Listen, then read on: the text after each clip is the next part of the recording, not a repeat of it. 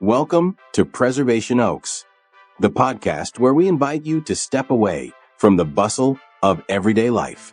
Settle in and relax, and take a moment to leave the familiar behind as we explore the hidden gems of America that preserve our cultural past.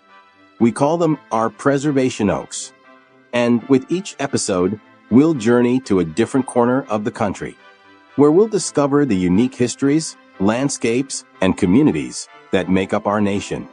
We'll visit with local museums, historical, and genealogical societies. They are the stewards of these stories. They preserve the legacy of each place like precious pieces of fabric in a quilt that binds the freedom-loving, hard-working people in this country together. So, slow down, grab a beverage, open your mind, and let us take you on a tour of the fascinating histories and heartfelt traditions that lie just beyond the horizon. This is Preservation Oaks, where every story is a stitch in the fabric of our shared culture. Now, join our host, Sean Radcliff, as he uncovers another thread in the tapestry of America's heritage and what it takes to preserve it. Hey, welcome history lovers and curious minds. You've tuned into another exciting episode of Preservation Oaks, the podcast where we uncover the fascinating stories behind America's local museums, historical, and genealogical societies. Today we're diving into the rich history of Three Oaks, Michigan, with a very special guest, Mr. Nick Bogert, Board Vice President of the Region of Three Oaks Museum. This incredible museum tells the story of New Buffalo, Chickaming, Weesaw, and Three Oaks townships through a stunning collection of artifacts, records, and exhibits. Founded in 2008 by a passionate group of locals, the museum stands as a testament to the region's journey, from its earliest inhabitants to its industrial boom and beyond. If you love discovering hidden gems of history, this place is a must-visit. By the end of this episode, you'll not only want to explore the museum for yourself, but you'll also see why supporting these historical organizations is so important. They're preserving the stories that make our communities unique. Hey, our main platform is preservationoaks.podbean.com, but you can also catch us on Rumble, Odyssey, YouTube, and just about every major podcast platform. Wherever you listen, please do us a huge favor. If you would take a second to like, comment, follow, and subscribe, that would be great, my friends. It helps more people discover these amazing historical organizations.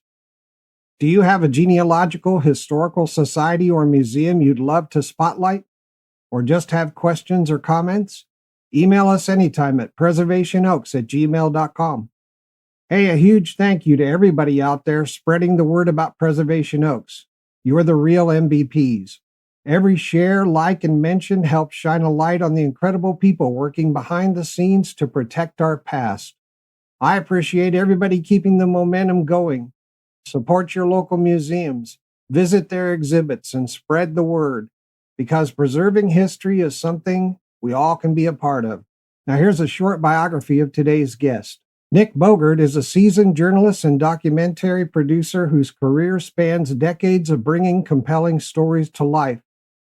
His extensive experience includes field reporting for NBC News, contributing to both U.S. and international news organizations, and creating documentary-style video content for businesses and nonprofits. His work has been prominently featured on major news networks. A lifelong connection to Harbor Country, fostered by summers and weekends spent at his grandparents' homes, led Nick and his wife, Sally, along with their son, to make Lakeside their permanent home in 2018. Since retiring to the area, Nick has redirected his journalistic expertise toward exploring and documenting regional history. He's produced several documentaries about Harbor Country and contributed numerous articles to Michigan History magazine, enriching its pages with insightful pieces on local history. Notably, in 2022, he captivated readers with a detailed account of the 1922 Bridgman Red Raid, a pivotal event where federal agents arrested communist delegates along the Lake Michigan dunes. Nick's engagement with the community extends beyond his writing and filmmaking. He's delivered numerous lectures and presentations, bringing to life the fascinating history of Three Oaks and surrounding areas. His commitment to public education is evident in his work for the Region of Three Oaks Museum, as well as local public radio and television, where he's produced documentaries, lectures, and presentations.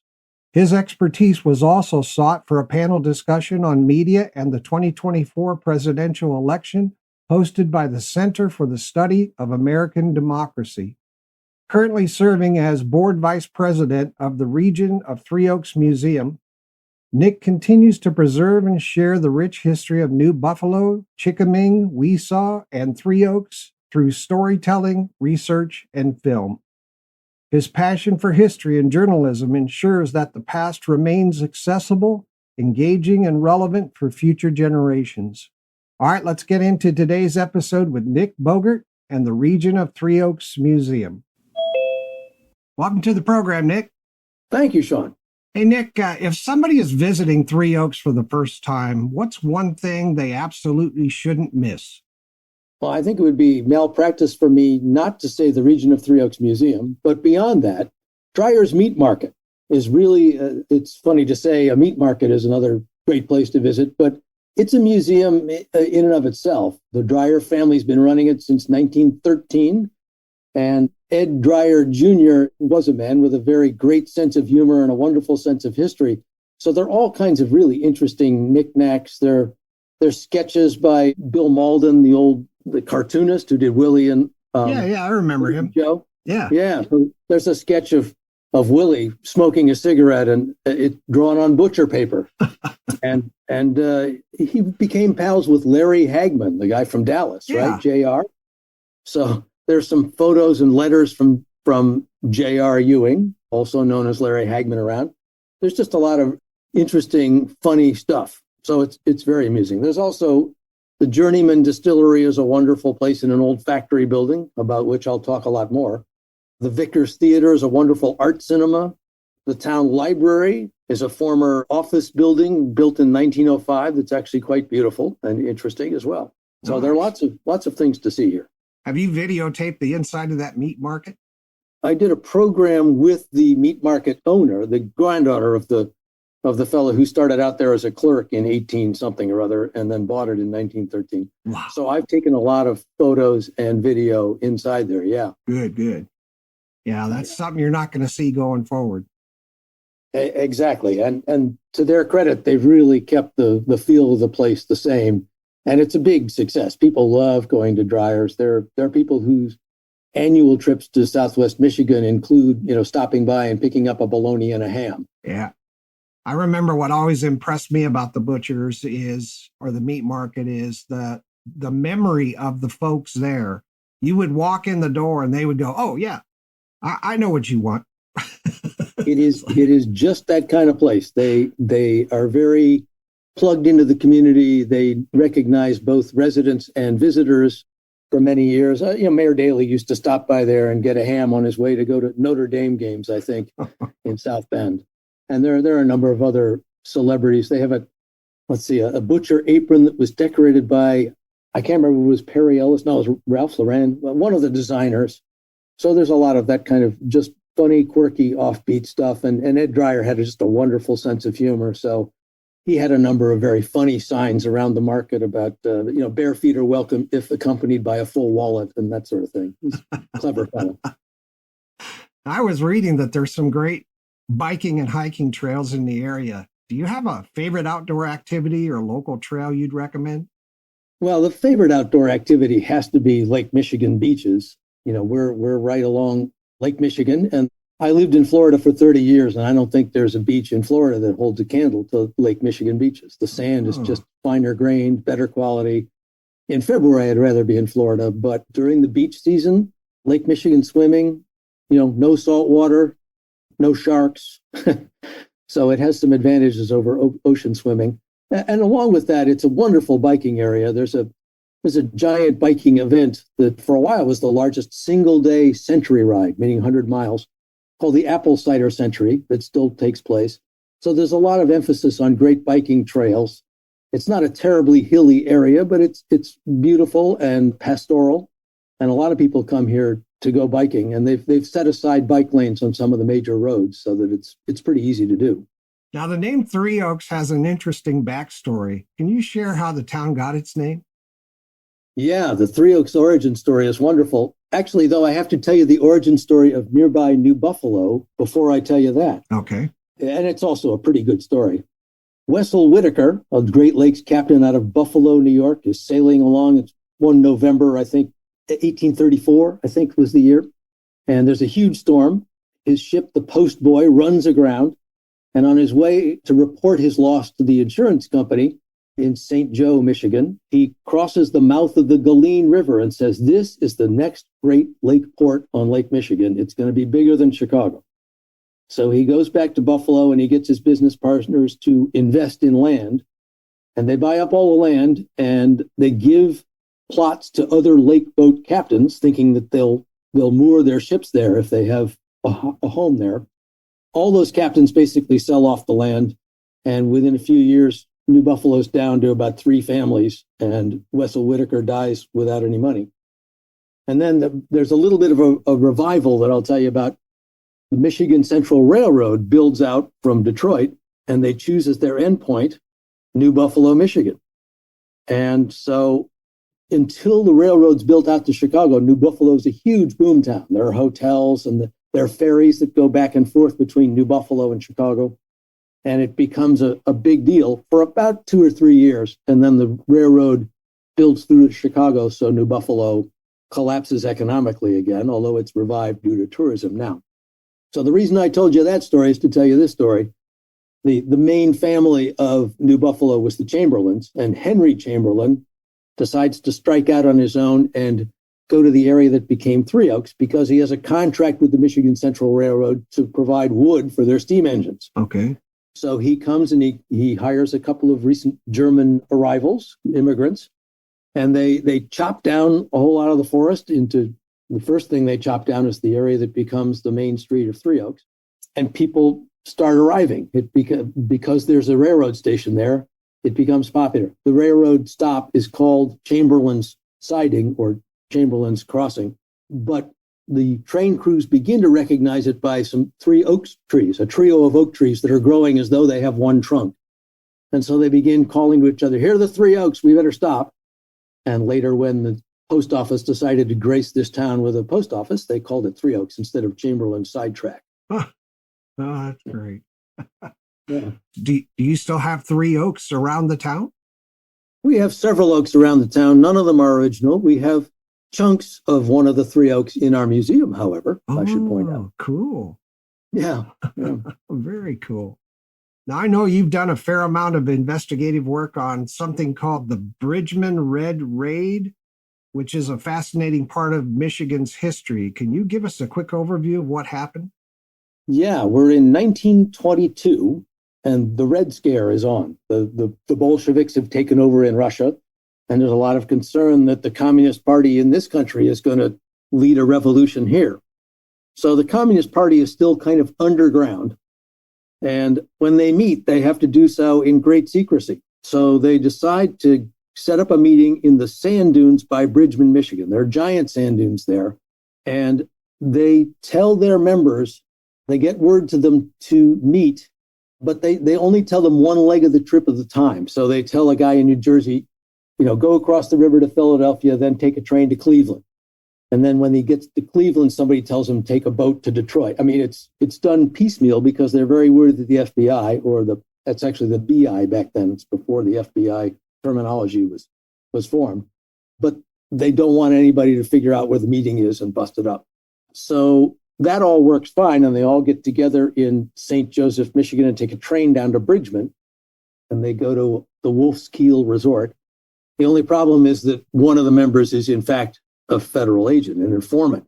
Oh. So the feds know that somewhere in the neighborhood of St. Joe, Michigan, because their informant stops in St. Joe and calls them and says, "I'm here and I'm not sure where I'm going next, but, you should know that I'm around." So the feds, a couple of the guys, agents from the Chicago Bureau of the BI, come to St. Joe and they go to meet the sheriff, who coincidentally was George Bridgman, after whom Bridgman is named. And he says, I would bet on Bridgman, my hometown, because there are these remote dunes. So the FBI agents or the BI agents get dressed up as farmers and wander around to various boarding houses and resorts and inquire about the availability of rooms. And they come to the Wolfskiel Resort, and one of them catches sight of one of the main communists. So they know that's where the meeting is. The only problem is that the communist also catches sight of the agents and recognizes them. So the agents hurry to go get a posse together to go do a raid. And in the meantime, the communists are leaving overnight in groups of 5 or 10. The people with the worst immigration problems go first, and the people with criminal convictions that might land them in the clink for a long time go next. So by the time the feds show up, I think it was 90 people or something had dinner there the night before, there are only 17 left. So they arrest them, and they attempt to try them, and they get a conviction in one case and a hung jury in the next, but they never try any of the others. And eventually the conviction is upheld by the Supreme Court. The U.S. Supreme Court gets to it. And it's actually groundbreaking case law about such meetings and gatherings and whether this violates the constitutional right to assemble. But the one guy who is convicted dies about 2 weeks before he's supposed to report to the prison. But it was quite the big federal raid. It was coast to coast news. I've got so many questions. Yeah. Like they weren't planning an insurrection. They weren't planning to do violence or anything. They were just having a meeting, right? As it turns out, the big issue was, should we continue underground or should we become a legit political party and run candidates in elections? And so there were two, I can't remember what the two groups were sort of arguing among each other. But no, it wasn't like they were saying next Thursday, let's bomb the federal building in Chicago or anything like that. No. So it was groundbreaking case law at the time that they upheld the conviction.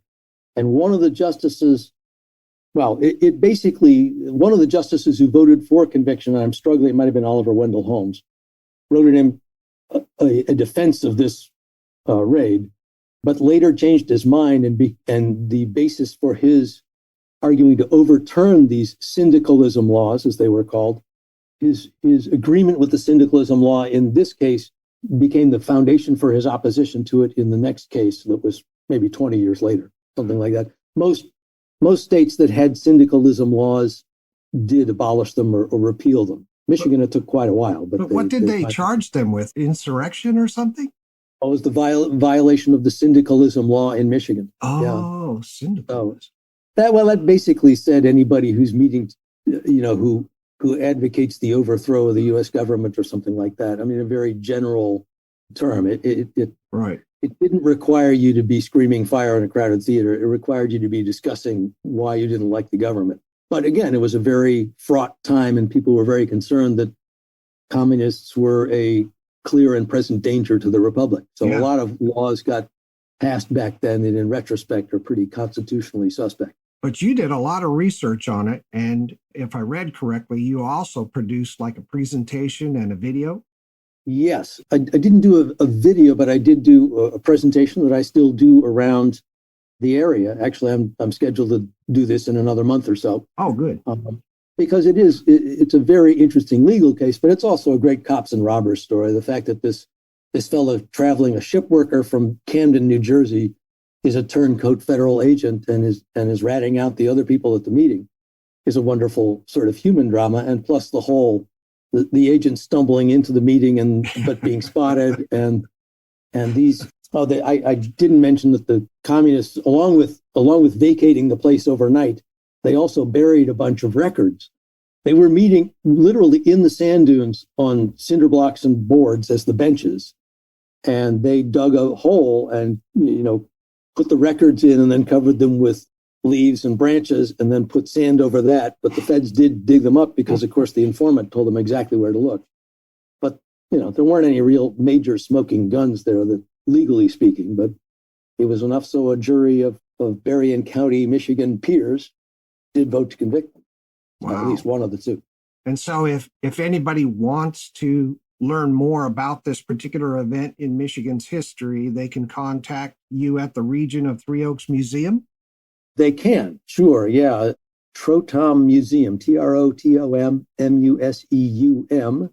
at gmail.com is the email address. Also, I did write an article for Michigan History Magazine. Oh, cool. It was a couple of years ago now, but you have to be a member of the Historical Society of Michigan to find that. They don't put that online.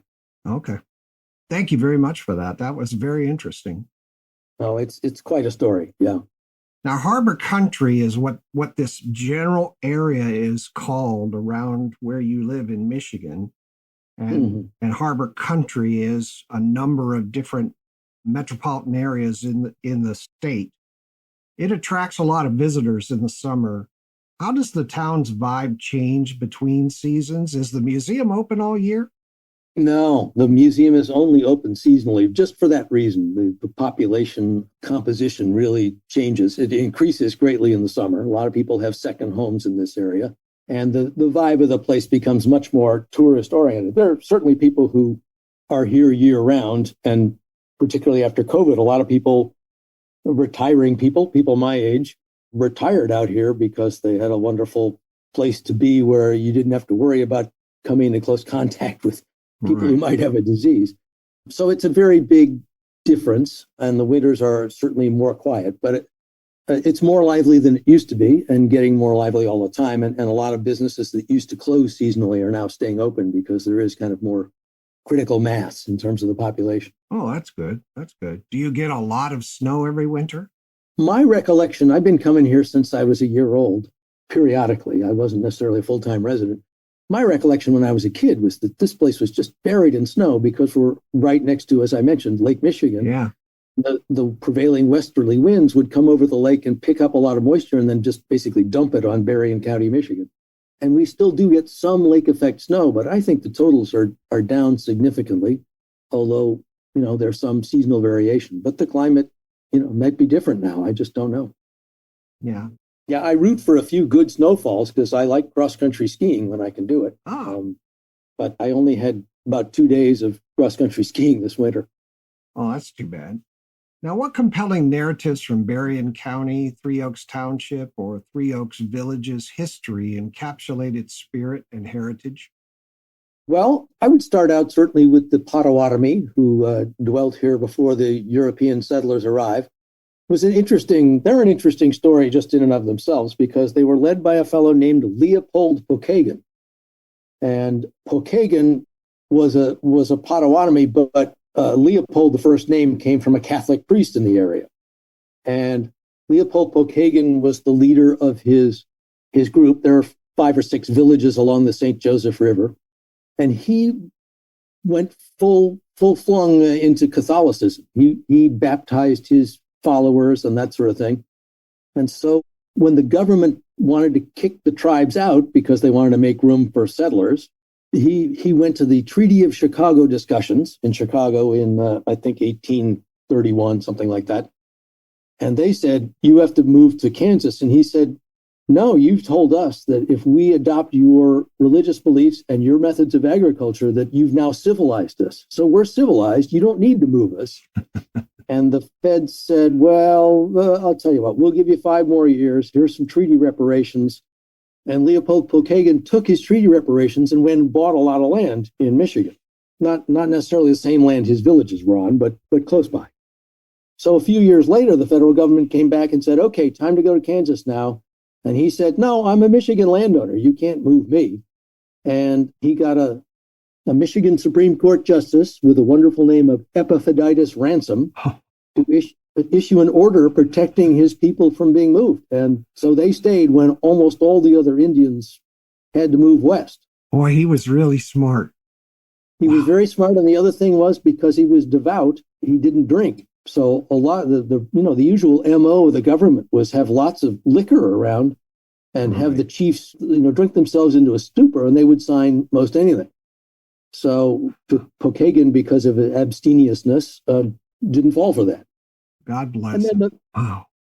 If I'll move on to a couple of the other compelling narratives, if that's all right. I already mentioned the Michigan Central Railroad, and that really that brought in a lot of people. And the other great immigration wave of the 1850s or so was from Germany, where there'd been a failed revolution. And so a lot of the people who were on the losing side went to America. And it was just about then that Michigan had opened up. It had been a state for 10 years, I guess, right? 1837. And Michigan sent a guy named Maximilian van Allert from Detroit, and he opened an office in Hamburg, and he produced what they called the Michigan Bulletin. It was a newspaper that said, the climate's wonderful, everything grows, you really ought to consider coming to Michigan. And they were recruiting people from Germany and Holland. And so the great immigration wave, the first German settler came to this area, and within 12 years, the township was majority German. So it was quick. And we still have lots of the dryers. I mentioned the butcher store. Their great-grandfather was one of those original German settlers. Yeah. Lumbering was the big early industry here. People clearing the land, obviously, for agriculture, but they could, in the meantime, sell lumber. And particularly after the Chicago fire, there was a sort of another wave of demand, as you might imagine, for building materials. Yeah. And then really with Three Oaks, the big sea change for Three Oaks was a guy named Edward Warren, E.K. Warren. And I'll talk a lot about him because he has his finger in lots of historic pies in this area.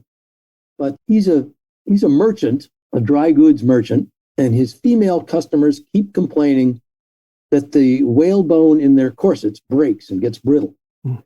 So he comes up with the idea, or there's some actual dispute. It might be a female clerk of his, but the company line has always been that EK thinks to himself, aha, I bet I could take the spines of turkey feathers and make a whalebone replacement.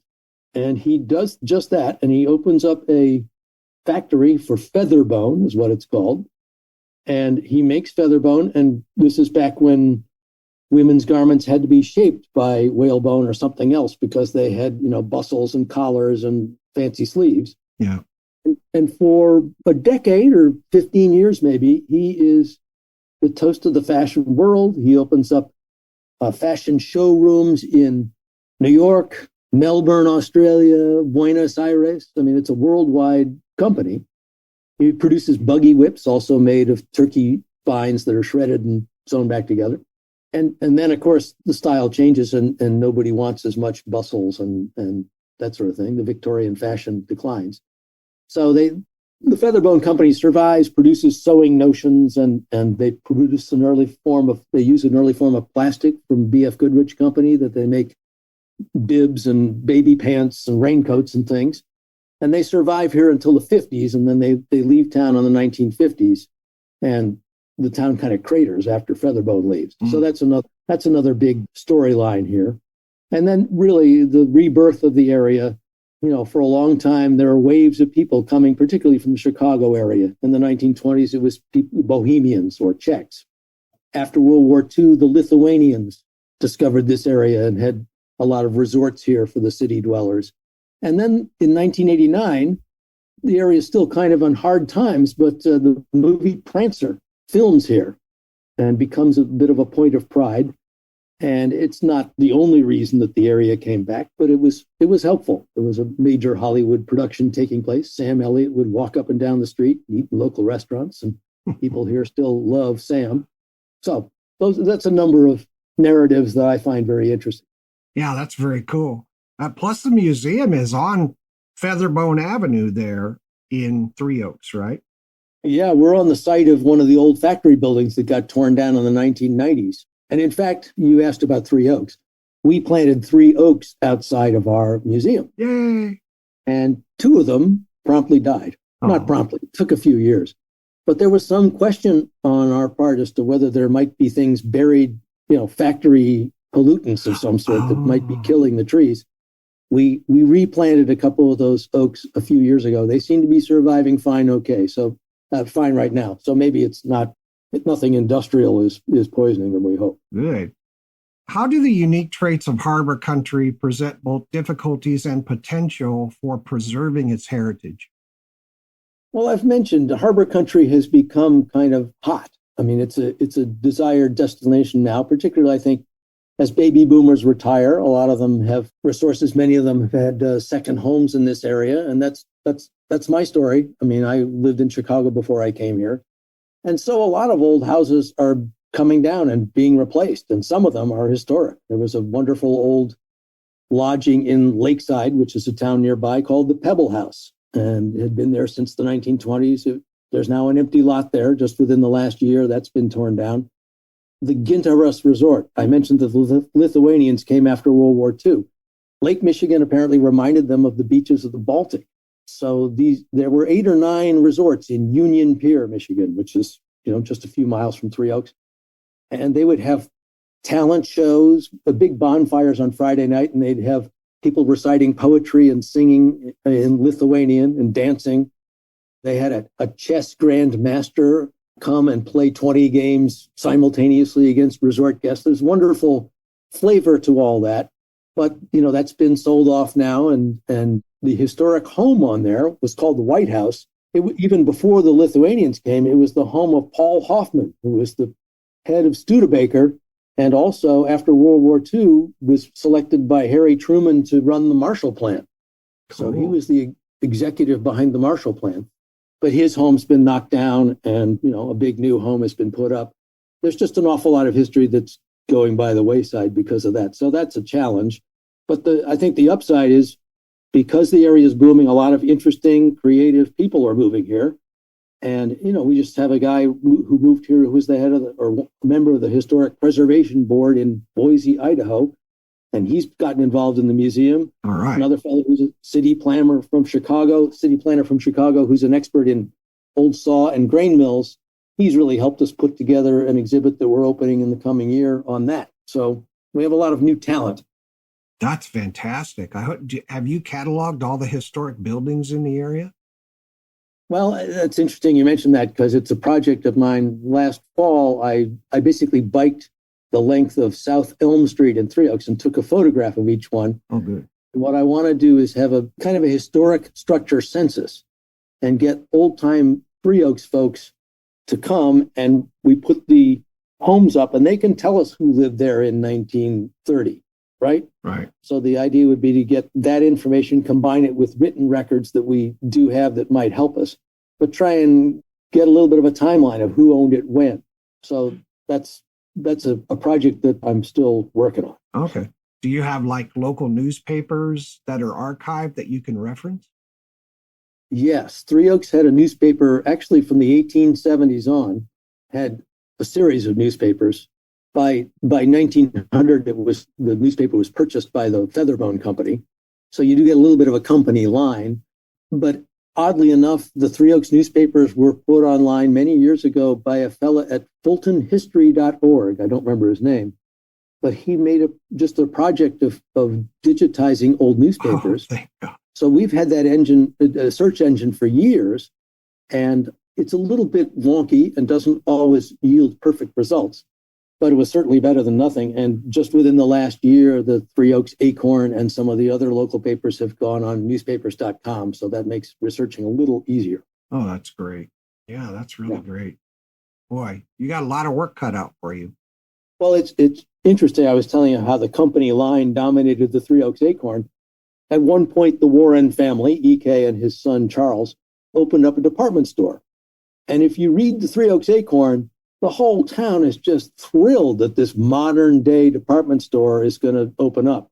And what they did was they bought out the dry goods guy and the hardware store owner and the grocery store owner, and they basically made them department heads in their department store. Ah. Well, to hear the Three Oaks Acorn tell it, everybody's delighted with this. But if you then check the Herald Press in St. Joseph, you hear that merchants in town were up in arms and accusing the Warrens of trying to Bigfoot them and squash other competitors. And I don't know, E.K. Warren's son at one point claimed that his father moved out of Three Oaks because of all the vitriol he faced from this episode. But you get not a breath of that in the Acorn. Of course not. Yeah. Nick, what captivating yet lesser known narratives about Three Oaks does your organization emphasize in its work? One of my favorite things really is to come across an episode or two of history that local people don't know about. And I did that because I read all those newspapers we were just talking about. a lot of them anyway, and just found little references to things and followed up. We're doing an exhibit this season about the Three Oaks Fair. Now, I don't think most people in town know there was a Three Oaks Fair, but from 1917 to 1935, it was the agricultural fair in our county. I was noodling around on a website that it's a photo repository, and I came across a picture of a young Japanese person with Carl Sandburg and his wife.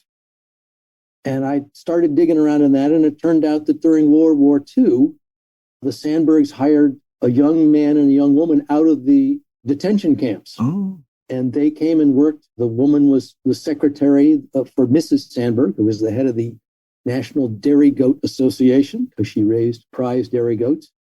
And the young man took care of the dairy goats and also helped Carl Sandburg, who was there writing his giant biography of Lincoln. So he would send this fella to go find him reference works. But it was a really interesting story that I asked people who were in Harbert, Michigan, where the Sandburgs lived for about a dozen years. None of them have heard of this. I was looking through a volume produced in the early 1950s by a fifth grade class, a local history volume that they put together, and I came across a reference to a guy named Jesse Otis. And they had asked him to write a letter about his experiences in Three Oaks.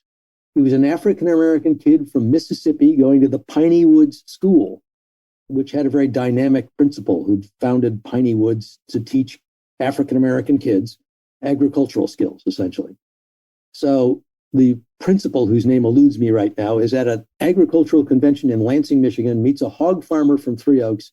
They decide that they'll offer one of the better students an opportunity to come live in Three Oaks and go to high school here. So Jesse Otis becomes the first African-American student in Three Oaks by about 30 years. Wow. And he goes to high school here for all 4 years. He's the milkman in town. He's apparently quite beloved, even though there, the Klan is active here, to some extent. I mean, it's not a Shangri-La of racial harmony, but he becomes beloved, and he goes on, gets an undergraduate and a master's and a PhD. He goes to work with George Washington Carver, and eventually he winds up as the head of Alcorn A&M University in Mississippi. And he's there in the 50s, and the students start protesting for civil rights, and the segregationist governor of Mississippi says, you gotta can those kids. They have to be, taken off campus. And he says, I'm not doing that. And so the governor fires him. So there's an interesting life story after Three Oaks as well. But you mentioned the name of Jesse Otis to anybody here, and nobody'd ever heard of him before, right, because this is sort of an obscure and long ago chapter. So I love finding those little nuggets. I did write a piece about him also for Michigan History Magazine. Yeah, it's so good. Especially that's what museums are so good at, is bringing those little known facts up and highlighting them for the community. Yeah, we like to think that we're opening up new areas of history, along with the tried and true stories of Featherbone and Carl Sandburg living here. People knew, but not the Japanese American detainees connection. Yeah. So there were camps in the area. Is there any remnant of them? No, I didn't even know this, but there were, I think, 13 or 15 camps. The two people that were brought here came from Arkansas and Arizona. So there weren't camps in the area. There were POW camps for German soldiers, and that's another story that's actually kind of interesting, because they were pressed into service harvesting crops, because so many of the harvesters were off at war. The German POWs were allowed to help with the harvest. And that was the reason the government wanted the American-born Japanese, Nisei, as they're known, they wanted to get them out of the camps because they were expensive to keep there. But also, as long as they were places away from the West Coast, they thought the danger of espionage would be reduced, and they could help bring in the harvest that the soldiers were not bringing in. So a lot of the Japanese who got jobs out of the camps were doing agricultural work. Wow, that's very cool. I know. I lived in the Bay Area in San Francisco for a while, and out there they have a place called Angel Island, which is where the Japanese internment camps were in that area. And they had very, very large buildings that were sort of like dormitories that the people stayed in. And you can tour them, or at least back when I toured them, it was available. And when you go through there, the Japanese Americans had carved sayings and poems into the walls to let people know that they were there just in case anything happened to them, right? Wow. And it was really beautiful. That's haunting. Yeah. Well, another chapter where civil liberties of American citizens were sometimes abused because of fear of an outside force. Yeah. Nick, what do you think? Want to take a break for a few minutes? I would be happy to hydrate and get back with you shortly, Sean. Fantastic. Listeners, we'll be right back after an important message about becoming an honored volunteer of the Region of Three Oaks Museum.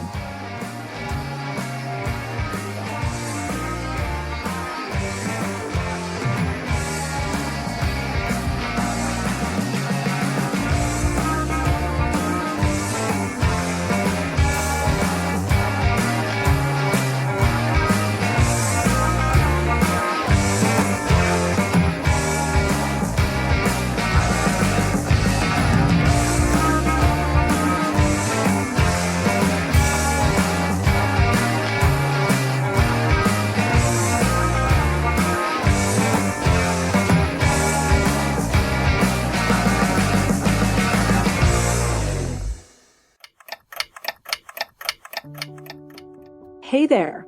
Step into history. Stay for the stories. The Region of Three Oaks Museum is more than just a collection of artifacts. It's a window into the past, preserving the rich heritage of Three Oaks, Michigan. But they need you to help keep history alive. Volunteers are the heart of the museum, welcoming guests, leading tours, organizing exhibits, and uncovering untold stories. Whether you have a passion for local history, enjoy meeting new people, or simply want to give back to your community, there's a place for you. No experience? No problem. We'll guide you every step of the way. Give a little of your time and make a big impact with visitors at the museum and for the legacy of Three Oaks. Join us today. Visit the Region of Three Oaks Museum at 5 Featherbone Avenue in Three Oaks, or explore volunteer opportunities online at regionofthreeoaksmuseum.com. Have questions? Reach out to Trotom Museum, TROTOMMUSEUM at gmail.com, or call 269-336-9688. Be part of something bigger than yourself. Volunteer at the Region of Three Oaks Museum, where history needs helping hands. Believe it or not, there was a time when pull-tab ring tops on aluminum cans and easy twist-off bottle tops did not exist. Instead, people had can opener devices. On one end of the device was a can opener which punctured the tops of cans to allow pouring and drinking. On the other end of the same device was a crown top bottle cap opener which lifted crown cork bottle caps off bottles, and you couldn't reseal them. Every household had multiple bottle openers laying around. It was in the 1960s when pull-tab rings for cans and twist-off bottle caps were first introduced. Here's a 1960s ad sponsored by Alcoa Aluminum and featuring the first edition band singing about the new aluminum pull tabs and twist-off caps. Alcoa presents the first edition singing about soft drinks in aluminum ring-top cans and bottles with twist-off caps. He's got a ring for your finger, baby, makes it easy to apply. He's got a new twist on tomorrow, found a way of making time. He's a good time liberator, keeps the clock from saying later, makes the good times so much greater.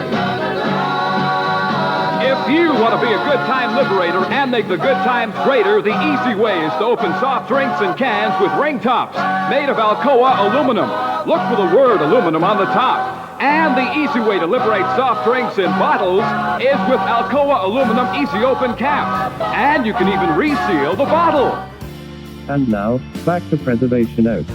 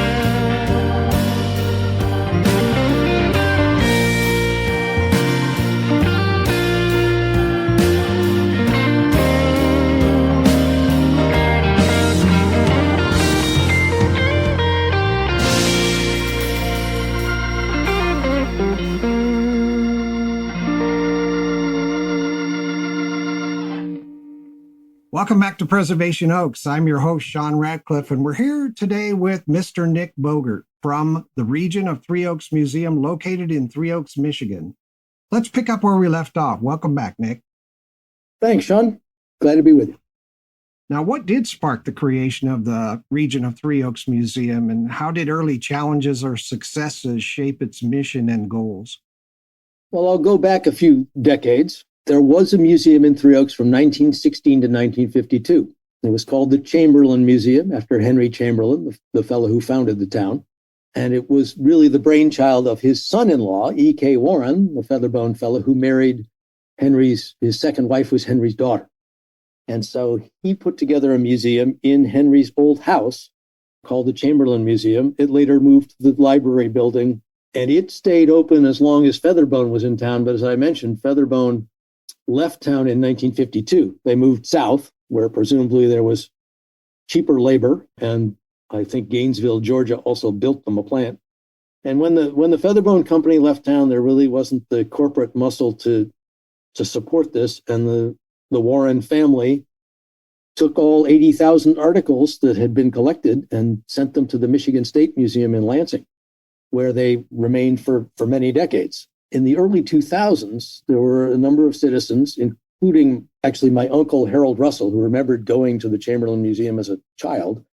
He and a fellow named Ron Jelenic, who was a state senator, spearheaded a movement to reopen the museum in Three Oaks. And I think Ron Jelenic was helpful in achieving some state money, some state grants to help that happen.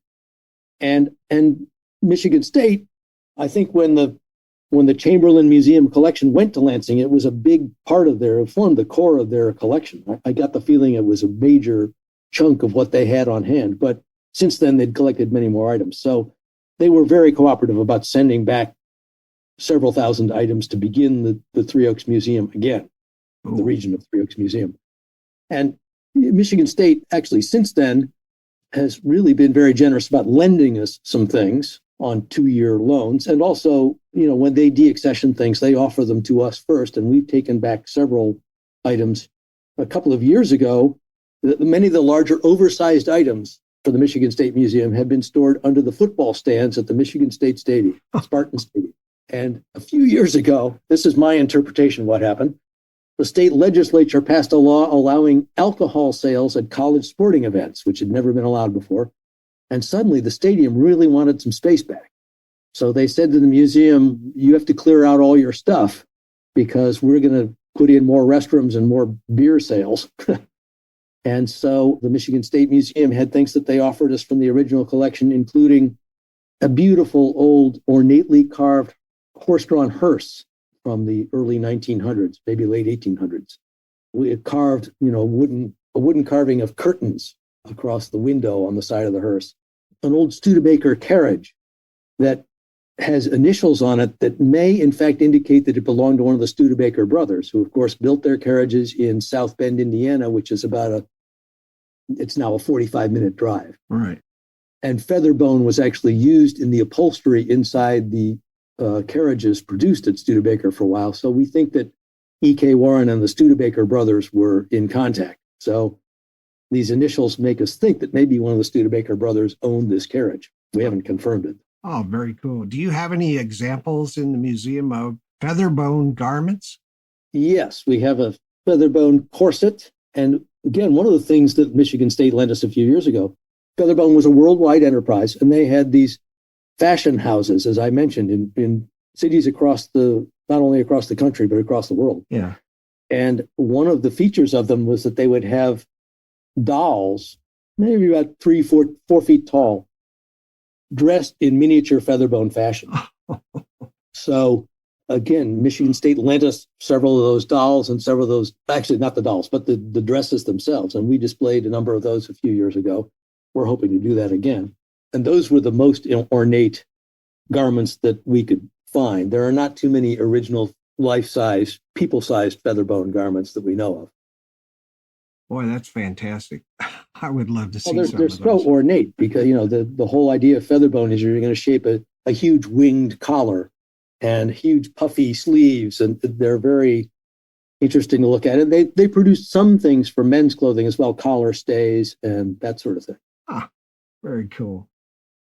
Now, listeners, I'd like to provide you with the contact information for the organization. You can find them at www.regionof3oaksmuseum.com. You can find them on Facebook at the Region of Three Oaks Museum. Their email is trotommuseum, that's TROTOM museum @gmail.com. Their mailing address is P.O. Box 121, Three Oaks, Michigan 49128. And you can visit them at 5 Featherbone Avenue, Three Oaks, Michigan 49128. And their phone number is 269-336-9688. Does that all sound right, Nick? That all sounds perfectly accurate. Thanks, Sean. Fantastic. In what ways does your organization engage with the community, and what are its main objectives along with the makeup of its members? Well, we're open, as I mentioned, only weekends, May through October. So we have a limited season, but we reach out in a lot of other ways. We do, when the museum itself is not open, we do what's called First Thursday programs. Every month on the first Thursday of the month, we do a Zoom program. And this is great because, as I mentioned, some people are summer residents of this area, so they can attend. And there are an awful lot of people I found that grew up in Three Oaks and still have an abiding affection and interest in the community, but are now in Florida or Texas or, in any number of states. And they tend to tune in pretty regularly. We just did one the other day about the history of movie theaters in the area. And we used some research done by the descendant of the Lee family, which ran the theater in Three Oaks for decades. We put together a slideshow, a PowerPoint presentation. And then we had the subsequent theater owners join us via Zoom, including the guy who rescued the building back in the 1990s, who went on to run the cinema at Indiana University. Oh, cool. And now it's a wonderful community asset. It's one screen. You're not going to a megaplex. It's in a historical building that used to be a livery stable. And it's kind of an art house, a lot of offbeat, independent movies, some foreign films here and there, but they'll also show, I saw Barbary and Oppenheimer there, so they show regular things as well. We do a lot of events during the summer, not on Zoom. Last summer, for instance, Flag Day is a big deal in Three Oaks. As a matter of fact, the village touts that it has the largest Flag Day parade in the country. And right now, a documentarian from Austin, Texas, is doing a feature-length documentary on the Flag Day parade in Three Oaks. But Flag Day last year coincided with the 150th anniversary of the Dewey Cannon. And I'll back up for a minute, if that's all right, and describe this because it's Three Oaks' most patriotic moment. It's in the middle of the Spanish-American War. The U.S. wants to raise money to build a monument to the war dead of the Spanish-American War, particularly those who were killed in the Maine explosion. So they say, we want to do a fundraising contest for this, and the town or city that raises the most money per capita will be awarded the Dewey Cannon, which was a cannon captured by Admiral Dewey's naval forces in the Battle of Manila. So E.K. Warren, the aforementioned Featherbone magnate, and his father-in-law, Henry Chamberlain, the first fellow in town, and another merchant named James McKee, get together and they whip up the citizenry and say, we're going to win this thing. And probably thanks largely to E.K. Warren's money, they do. But they mount a campaign called Three Oaks Against the World. And they build a giant pasteboard arch over the main street of the town that says Three Oaks Against the World. I've seen that on your website. Oh, have you? Yeah. There are only a couple of photos of it, but yeah. And it was only up for a very limited time. For a while, we recreated it and put it up in front of the museum. We put up a sort of a fake arch. In any case, they do win the contest. And in the fall of 1899, President McKinley, on his way to and from somewhere else, stops off in town and gives a speech at the newly formed Dewey Cannon Park. The cannon isn't here yet, but the park has been created. So McKinley stops by and extols the patriotism of the local residents.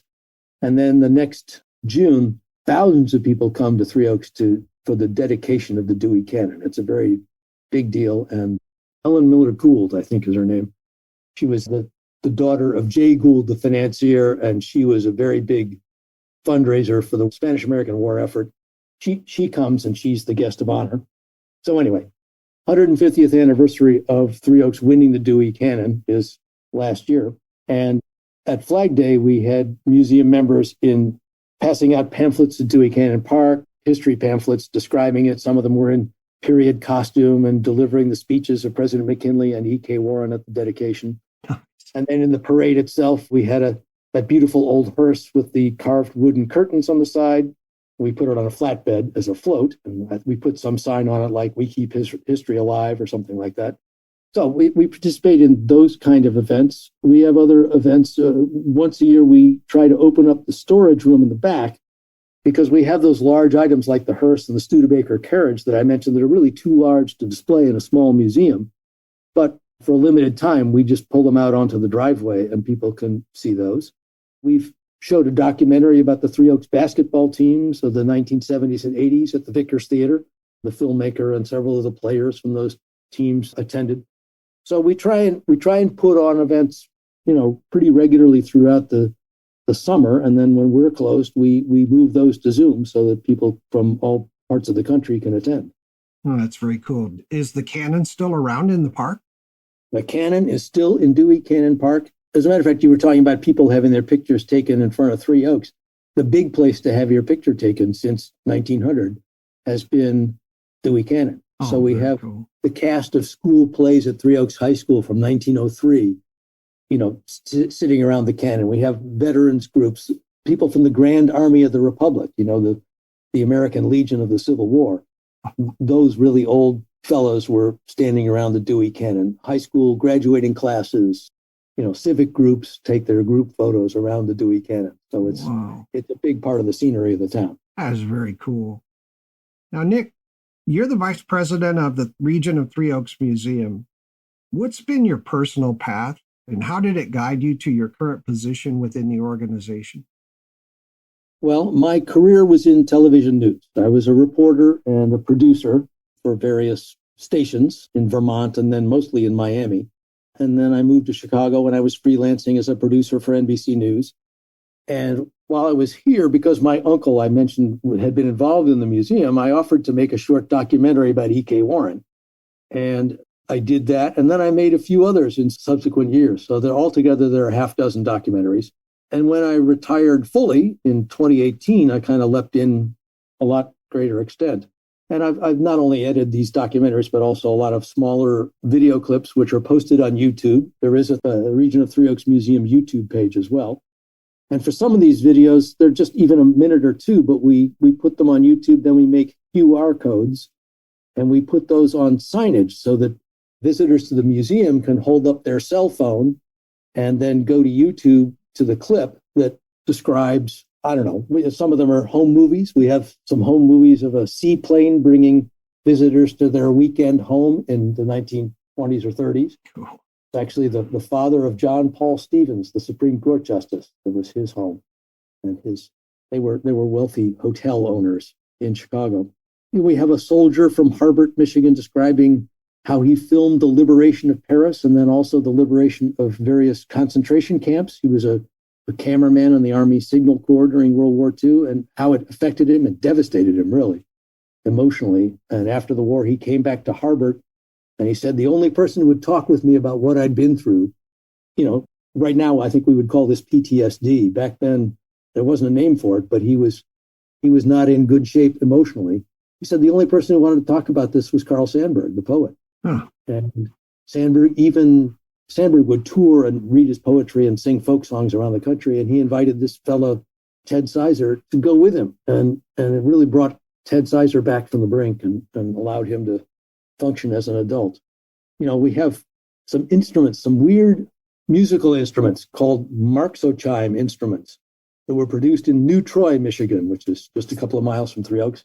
They're on display. And I went on YouTube at one point and found a video of somebody trying to play one of these weird contraptions where you pluck and you use a bow at the same time. Oh, I thought it was like a xylophone or something.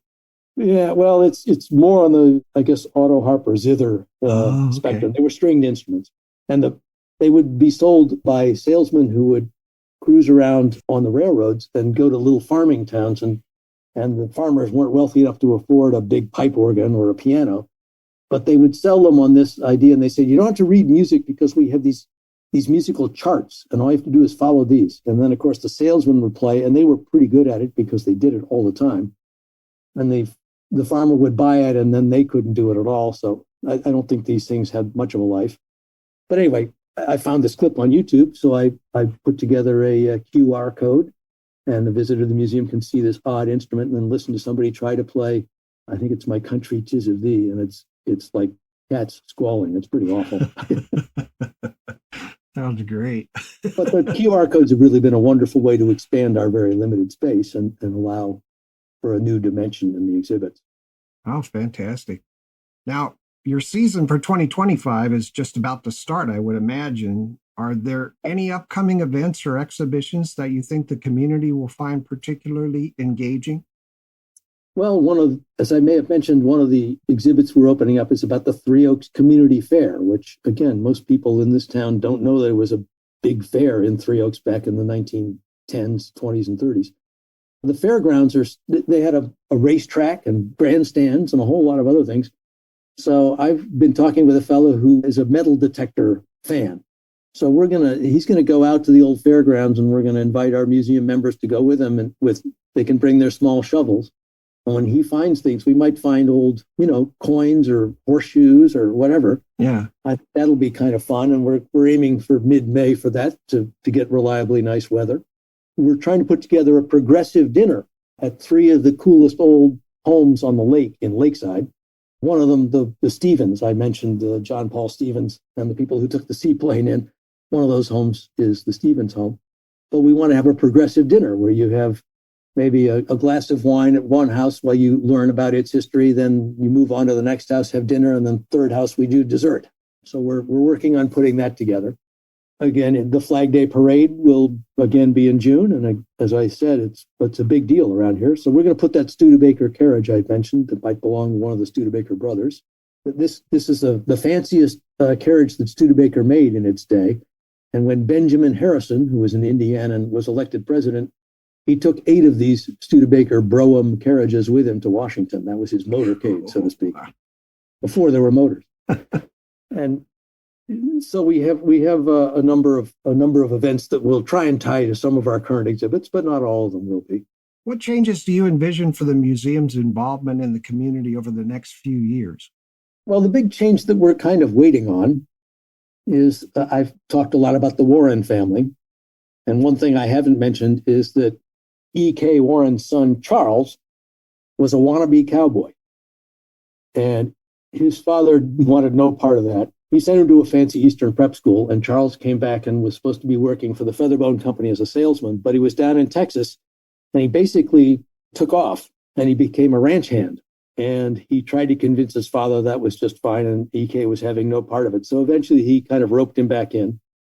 And I have an old interview that a couple of the old fellows around town did, an audio interview, that talks about how he arrived back in Three Oaks in chaps.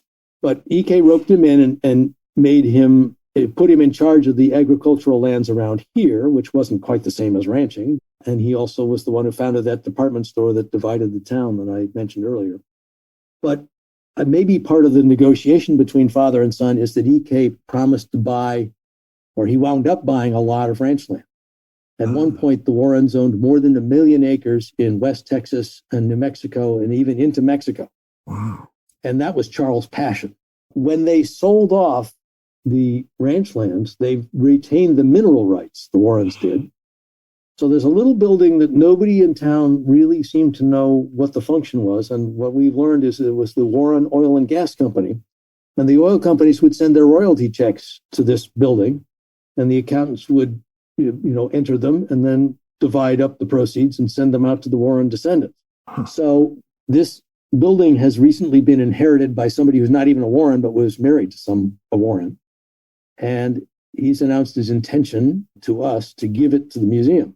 And it's a wonderful 1932 building, and it looks a little bit like a bank. I'd always assumed it was where the paychecks were processed, because there's a window where you can walk up and do a transaction like that. Oh, that's fantastic. Anyway, so our big upcoming change is going to be renovating a building that hasn't really been used since the 1970s, I think. Wow. Is it close to downtown? It is right on the main street of downtown. Oh, that's Unlike great. our museum's a little off the beaten track, and that's been a problem for us. But this would be our one idea about it, and we haven't made any final decisions, is that we would put a lot of the Warren and Featherbone history in there. And then that would free up some space at the museum for other chapters of local history. Wow. But cool. it's going to be a huge project. And we, of course, will be asking for the community's help, because just making it handicapped accessible is about a $10,000 expense. Wow. Yeah. Yeah. A lot to go through in today's day and age. Yes, it is. Yeah, we're excited about it. And certainly the Featherbone and Warren stories are, I mean, I haven't even gotten to all the facets of the Warrens. They're a fascinating group. But it'll make us landlords in a way that we haven't been before, and it'll be a challenge. That's so exciting for you and for the community. It's excellent. Yeah. Thank you for sharing that. Mm-hmm. Can you share any funny or intriguing stories from your organization's history that stand out to you? Well, one that comes to mind is a few years ago, Facebook takes a lot of knocks for what it does. But a few years ago, somebody from Three Oaks was shopping in a thrift store in Coloma, Michigan, which is probably 40 minutes north of here, and came across a phony Indian outfit, not made of buckskin, but made of fabric that looks like it. And there was beadwork on the side, and it said something about Three Oaks. And they posted it on Facebook, and it was recognized as an outfit that was made in 1967 by a fellow named David Savage. Three Oaks was having its 100th anniversary of becoming a town. And David Savage would wear this outfit, this Indian outfit, and he would go to nearby towns and villages and cities and promote the centennial celebration of Three Oaks. And I didn't know anything about it, but somebody posted on Facebook, and somebody else said, why, we need to buy that and return it to Three Oaks. And it was on sale at this thrift store for a little over $200. But they did a fundraising effort on Facebook that raised not only the $200 and whatever it was dollars, but another $800, which was then donated to the museum. Cool. And we've displayed David Savage's uniform for the last couple of years. Again, just a wonderful community outpouring to keep the history of Three Oaks in Three Oaks. That's fantastic. What kind of shape's it in? Very good shape. Yeah. Oh, I think it was in the back of somebody's closet. I don't even know where it had been all that time, because I know some of David Savage's relatives, and none of them really knew that garment was still extant. That's wonderful that he did that. He went around and promoted the anniversary of Three Oaks. That's great.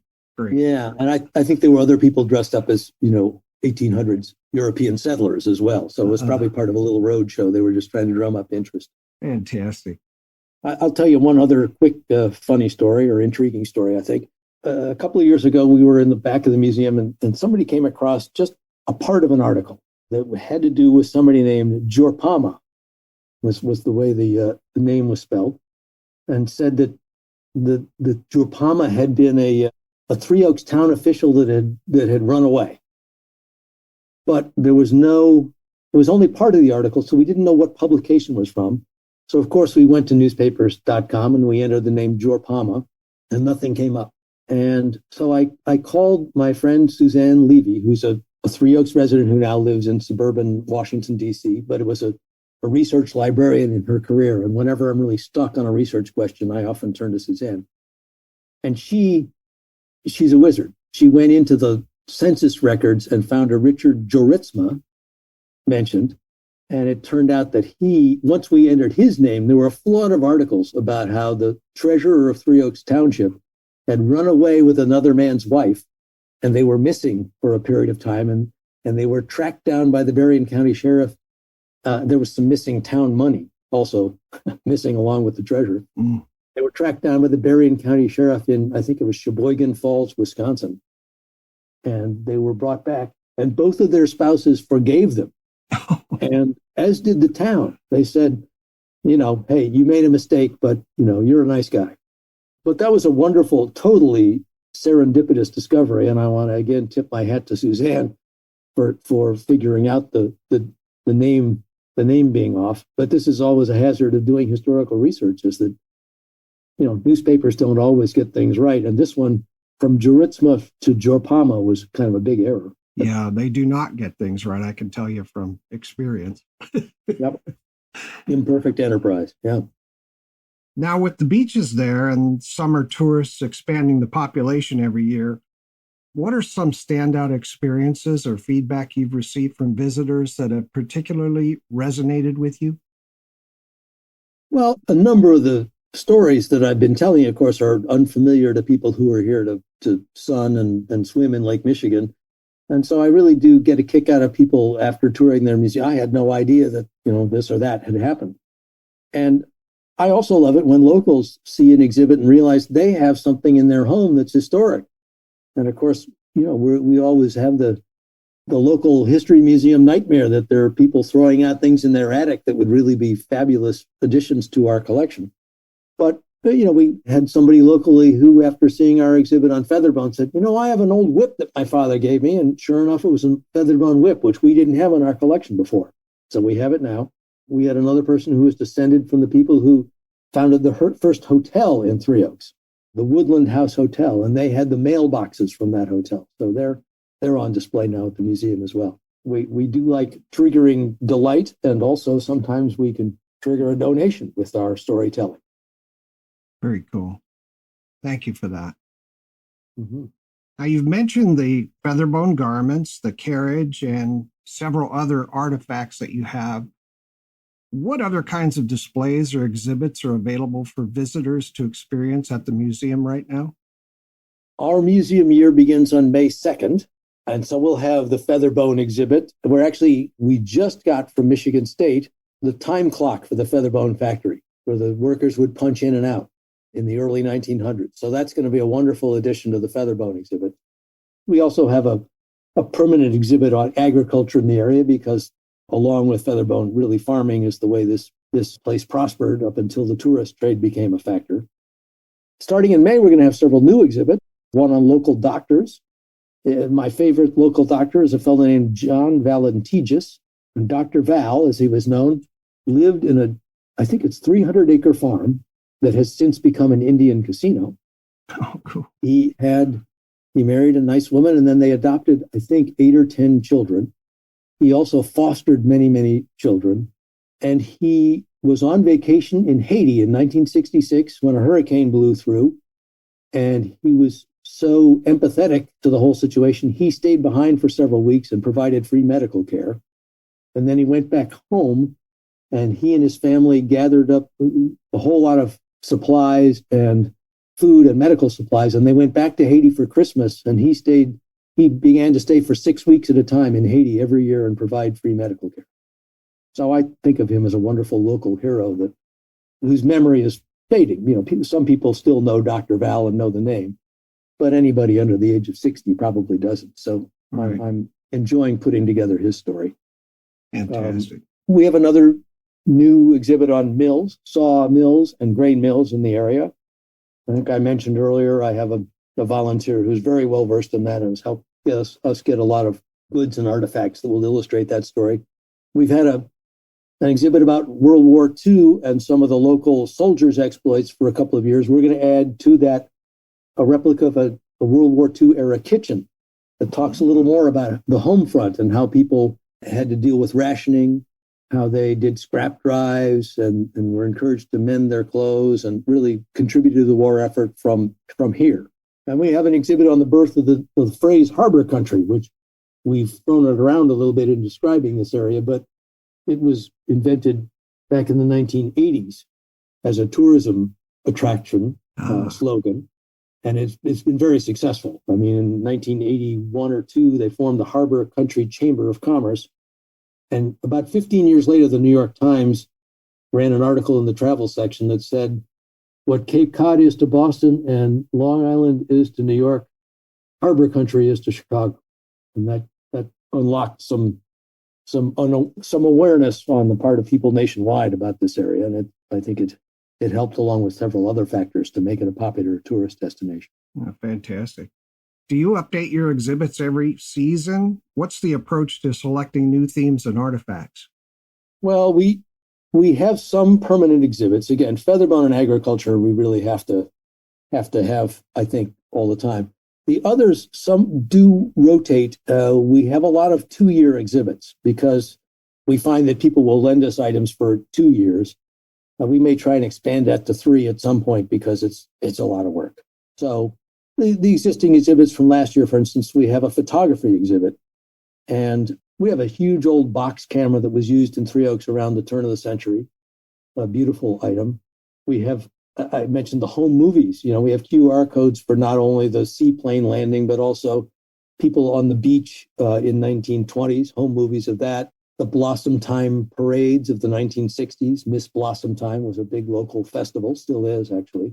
The state basketball champion New Buffalo Bison from 1963. There's a little parade sequence that we put together as a QR code. So that's kind of fun. We have another exhibit on hats throughout the decades. Turned out we had a local hat expert who was a volunteer at the museum. So again, we have interesting people with interesting passions that we can put to work on behalf of the cause of historical display here. Can you talk for a moment about your museum's collection management policies and procedures and how you care for your artifacts? Kind of let people know if they're planning to donate something. Are you limiting your acquisitions in any way? Well, I think we are doing that a little more now than we used to, and I think we may have to do it more than we are now. A couple of years ago, the museum was built probably with about 10 to 20% storage space and the rest display. And of course, for most museums, you really want the opposite. You want much more storage space than you have display space. Right. So a couple of years ago, we raised a 6-figure sum and we added on to our storage space. But that was right before the Michigan State said, do you want this carriage and this hearse and a number of other huge items? So a lot of our storage space that we built is already, it's not overcrowded by any means. We still have shelf space left to go. But as part of our effort to raise money, we were advised if you want to go to foundations and others for funding for something like this, you should also include that you have an accessions policy and you have criteria for what you accept so that they know you're not just going to fill it up with yard sale, crud. So we did that. And, it has to do with the replaceability of an item, the relationship to local history, the uniqueness. There are a number of various factors that you have to consider. And we use past perfect software to accession things. And I think we're doing a better job now on having a handle of what's where in our collection. And we've just bought a dehumidifier for the new storage area because we're concerned about mildew and that sort of thing. Right. So we're doing our best to take care of these items, and we're all volunteers, and not one of us has ever worked in a museum as a professional. So there's a learning curve, but I think we're getting better and better at it. Oh, fantastic. Thank you for sharing that. Does your museum share parts of its collection in other venues, such as through partnerships or traveling exhibits? Well, we own another building in town already called the Heritage Hall. We've dubbed it the Heritage Hall. It was the old Township Hall. And I described the Dewey Cannon effort, Three Oaks Against the World. The meeting where they came up with that slogan and endorsed this campaign was in that building. So it's the oldest building in town. And we have a few displays there, mostly about Three Oaks Against the World. But we also have some pioneer tools and some old china and things like that.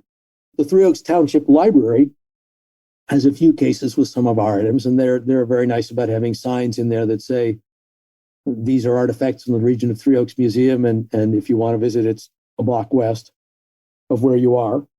A couple of years ago, I described how Michigan State has a lot of large items from the old Chamberlain Museum. Well, one of them is a pumper truck, a fire truck from Buchanan, Michigan, which is about 20 minutes away. And the folks in Buchanan really would like to have that back and display it, and we would like to make that happen. So we said to them, we would be happy to request that item from Michigan State and give you a long-term or more or less permanent loan, frankly, if you have a place to display it. And they are still looking for a place to display it, and we're hopeful that we can help them do that. But that's a partnership in the making. That's fantastic. Yeah, it's a wonderful. There's the pumper truck, and then there's also a hose reel that goes with it. It's a wonderful old item, and we need a nice climate-controlled place where there's somebody there to keep an eye on it to display it. Yeah, very cool. Nick, I'm sorry to interrupt, but it's time for us to take a break for a few minutes. Okay, I'll again hydrate and refresh and be back with you, Sean. Okay, Listeners, we'll be right back after a very important message about supporting the region of Three Oaks Museum with your time, your membership, and your generous donations. Thank you.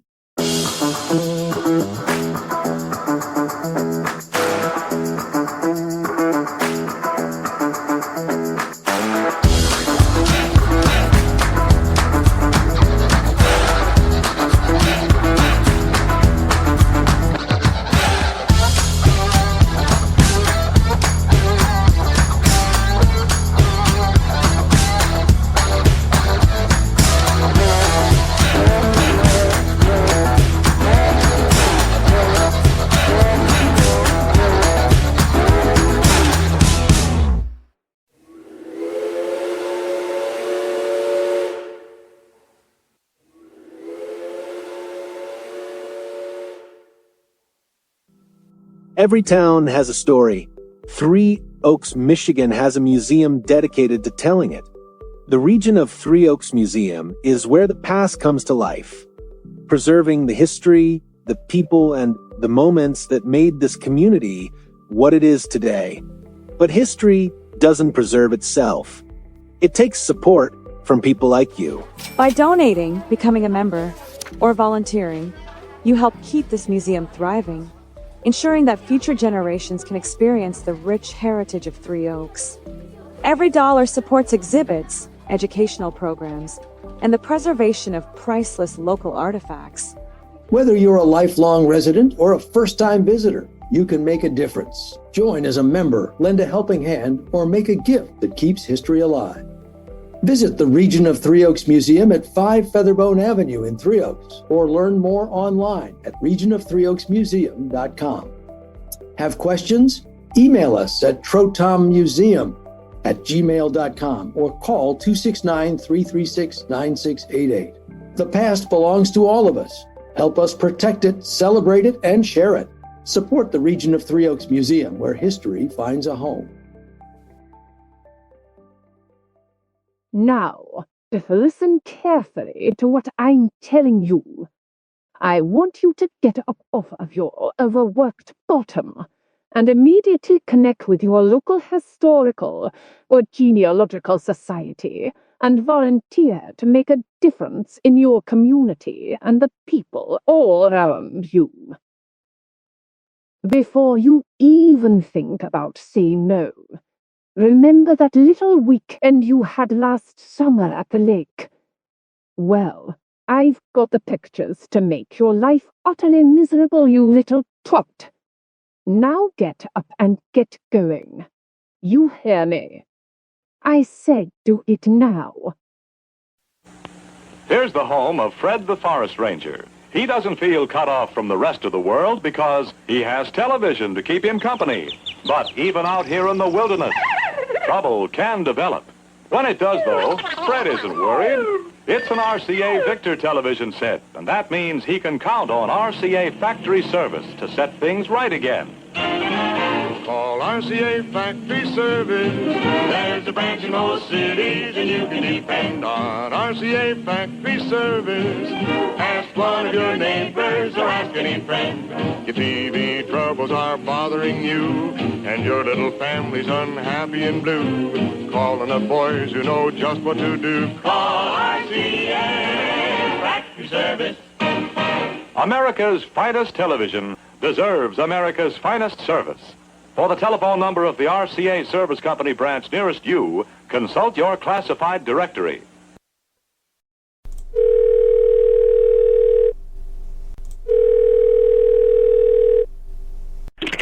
Hello, no one is available to take your call. Please leave a message after the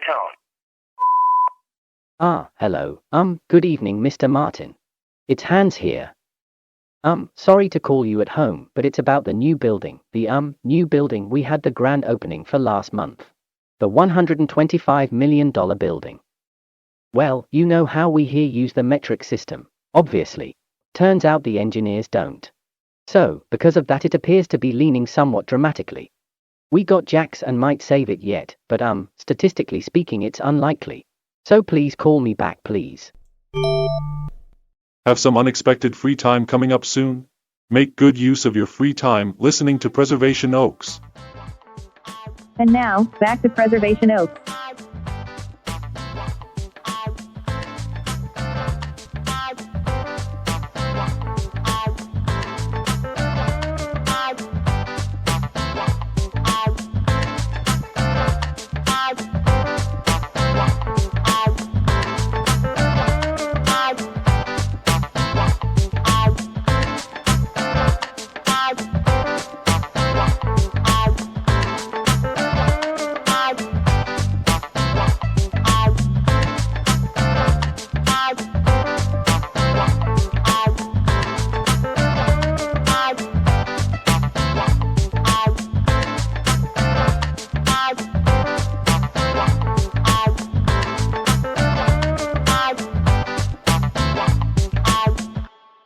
Welcome back to Preservation Oaks. I'm your host, Sean Radcliff, and we're here today with Mr. Nick Bogert from the Region of Three Oaks Museum located in Three Oaks, Michigan. Nick, I'm learning a lot. Thank you and welcome back. Thanks, Sean. I'm ready for round 3. Nick, can you highlight any recent restoration efforts or preservation projects for your exhibits? Well, we're in the middle of one right now.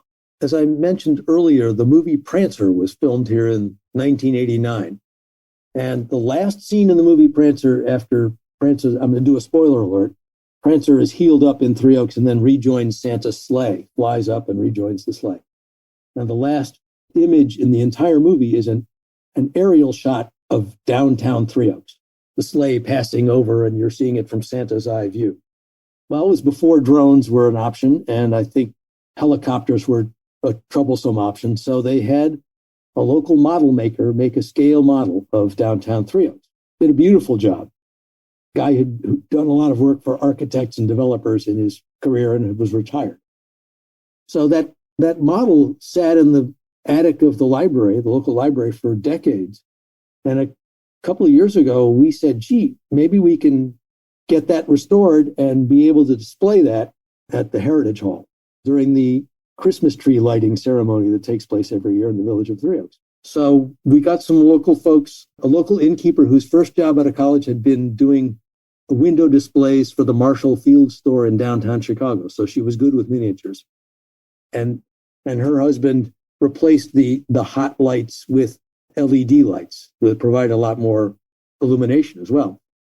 And they patched it up for us, and we displayed it for the last few years, including this past year when we had a celebration known as Prancer Palooza to mark the 35th anniversary of filming of the movie.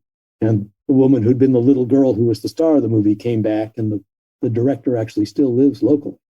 So we had a nice event with it, but we move it from the attic of the library to the Heritage Hall every year, and it's beginning to deteriorate a little bit. Oh. So we now have somebody who does miniature restorations looking at it, and we're about to receive a bid.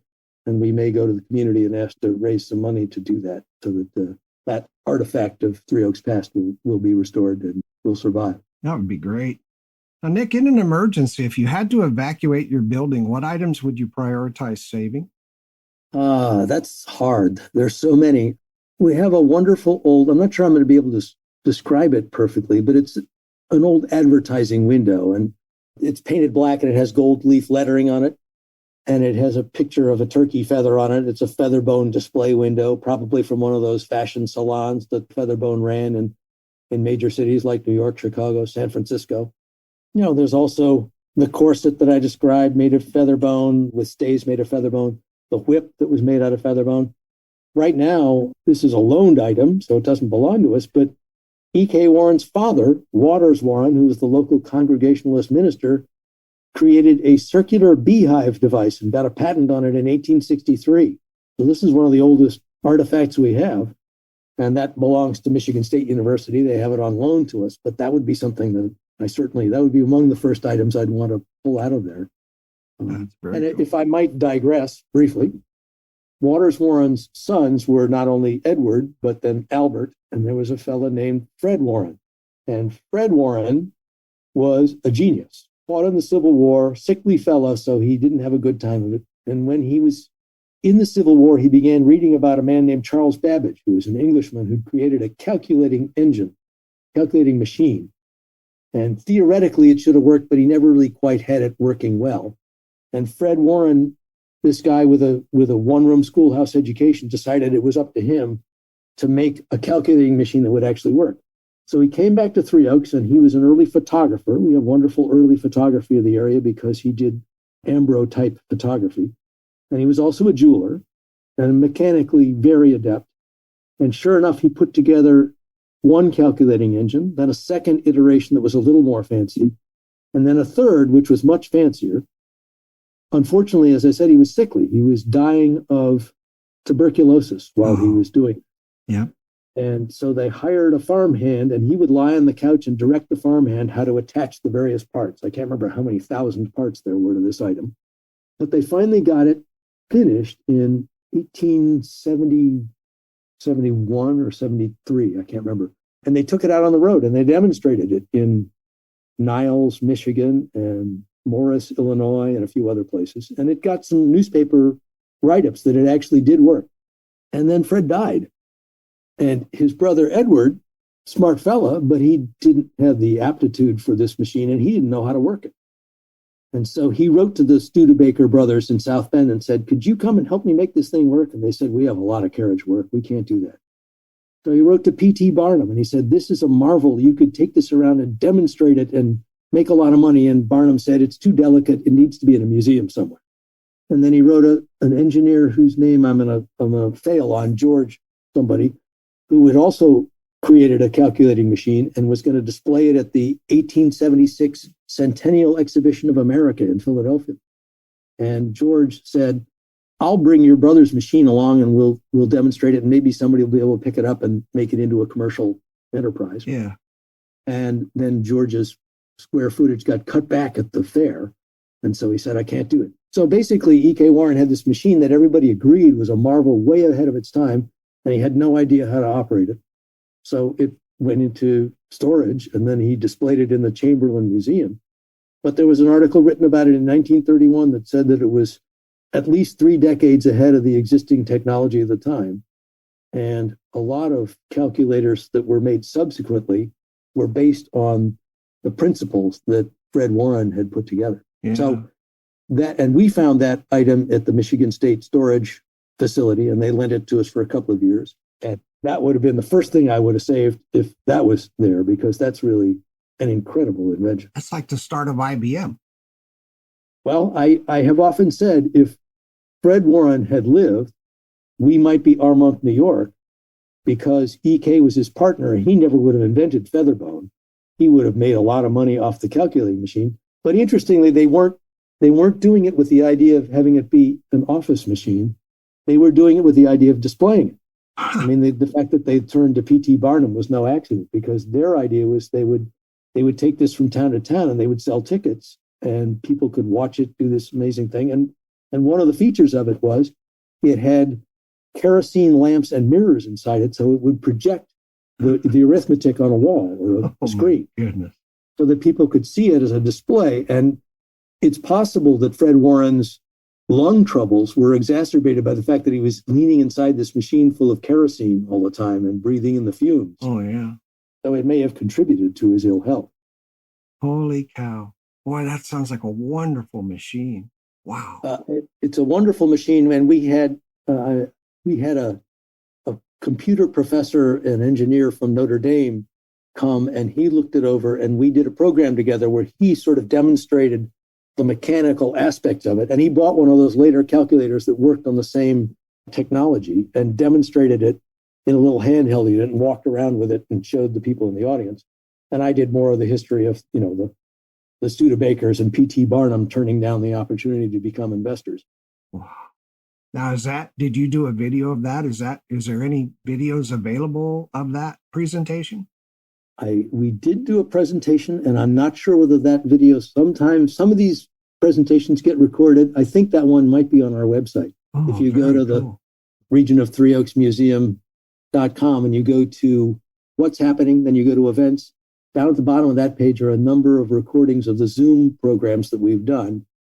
I think that's one of them. I'm going there. I think that's really fascinating. I wouldn't swear to it, and I'd be very embarrassed if it wasn't now. It's also, again, there's an article in Michigan History Magazine about it That is so from a couple of years ago. So cool. Nick, what steps is your organization taking to digitize documents and photos, and how will this improve accessibility for future generations? Well, we do a lot of digitization, particularly local people who have records and photos and don't want to give them to us, but they're willing to let us scan them. So we have a couple of thumb drives, probably 25 accessions on each, thousands of photos, really. We post a lot of them on our Facebook page. We have a growing Facebook page. I think we were at 700 followers about 5 or 6 years ago. We have 2,200 now. And with a recent grant from the Pokagon Fund, a local charitable organization, we bought a scanner for the museum specifically before I was doing it on my own personal one. Fantastic. Thank you. Can you tell us about the funding sources for your organization and what financial goals you're working toward this year? Well, we get no public money, so no government money, I guess. So the support of our members and other people from the public. We have a couple of fundraisers. We have a year-end holiday letter that we send to people who are supportive of us. We also have something called the US 12 garage sale, which is the length of US 12 through Michigan, which is all the way Detroit to New Buffalo. There's a garage sale one weekend a year, and we rent out a public park in Three Oaks, and then we have other vendors come and sort of sublet it from us, and we sell some items as well, including some deaccessioned items from the museum collection. Cool. So that's a pretty big fundraiser for us. We make a little money renting out the Heritage Hall that I already mentioned. This area, again, has become fairly high-end tourism. So there are event spaces in the area, but many of them are very expensive. So we rent this out at nominal cost to our members, and it doesn't cost hardly anything to be a member. So people have baby showers and family reunions, and I don't know, the local DAR meets at the Heritage Hall. So we make a little money off of that, but we just basically have to come hat in hand and say, we're doing good work, would you support us? And that's the bulk of our money. That's fantastic. Are you doing weddings in the Heritage Hall? We have yet to do a full wedding. I think we may have had a reception. I know we've had family reunions. I actually attended one, the Dreyer family, the people who run the butcher store. So we've had a number of family events. I don't know about a wedding itself, though. You've mentioned a couple of fundraising initiatives, but what other kinds of fundraising initiatives are available for those who want to support your organization's mission? Well, we take donations. We're not sophisticated enough we're looking into the idea of taking various online forms. Right now, we can really only take checks and money, but if somebody gives us more than $100, we have a leaf that we can inscribe with a name on our giving tree, and more than $500 we would make a fundraising brick that will go underneath the tree. Nice. So we have a couple of acknowledgments, and we certainly welcome the public's help. And anybody who's interested in helping us out, again, it's regionof3oaksmuseum.com, and there are details there on how that can be done. Thank you very much for that. In what ways does membership support your organization, and what membership options can people choose from? Well, membership is the bulk of our money. I mentioned a couple of other events, but we have only 2 membership levels, and they're very cheap, $15 for an individual, $25 for a family. We want to remain affordable. We have some wonderful, generous donors who have given us 4-figure sums. So I don't mean to say that it's limited to that. And we ask them to be as generous as they can. We have talked in the past and might soon in the future come up with a category of business supporters, but so far we don't have that. Okay, cool. Well, that's very reasonable for your memberships. Yes, we're an all-volunteer army, and we try and keep it affordable for people of all income levels in our area.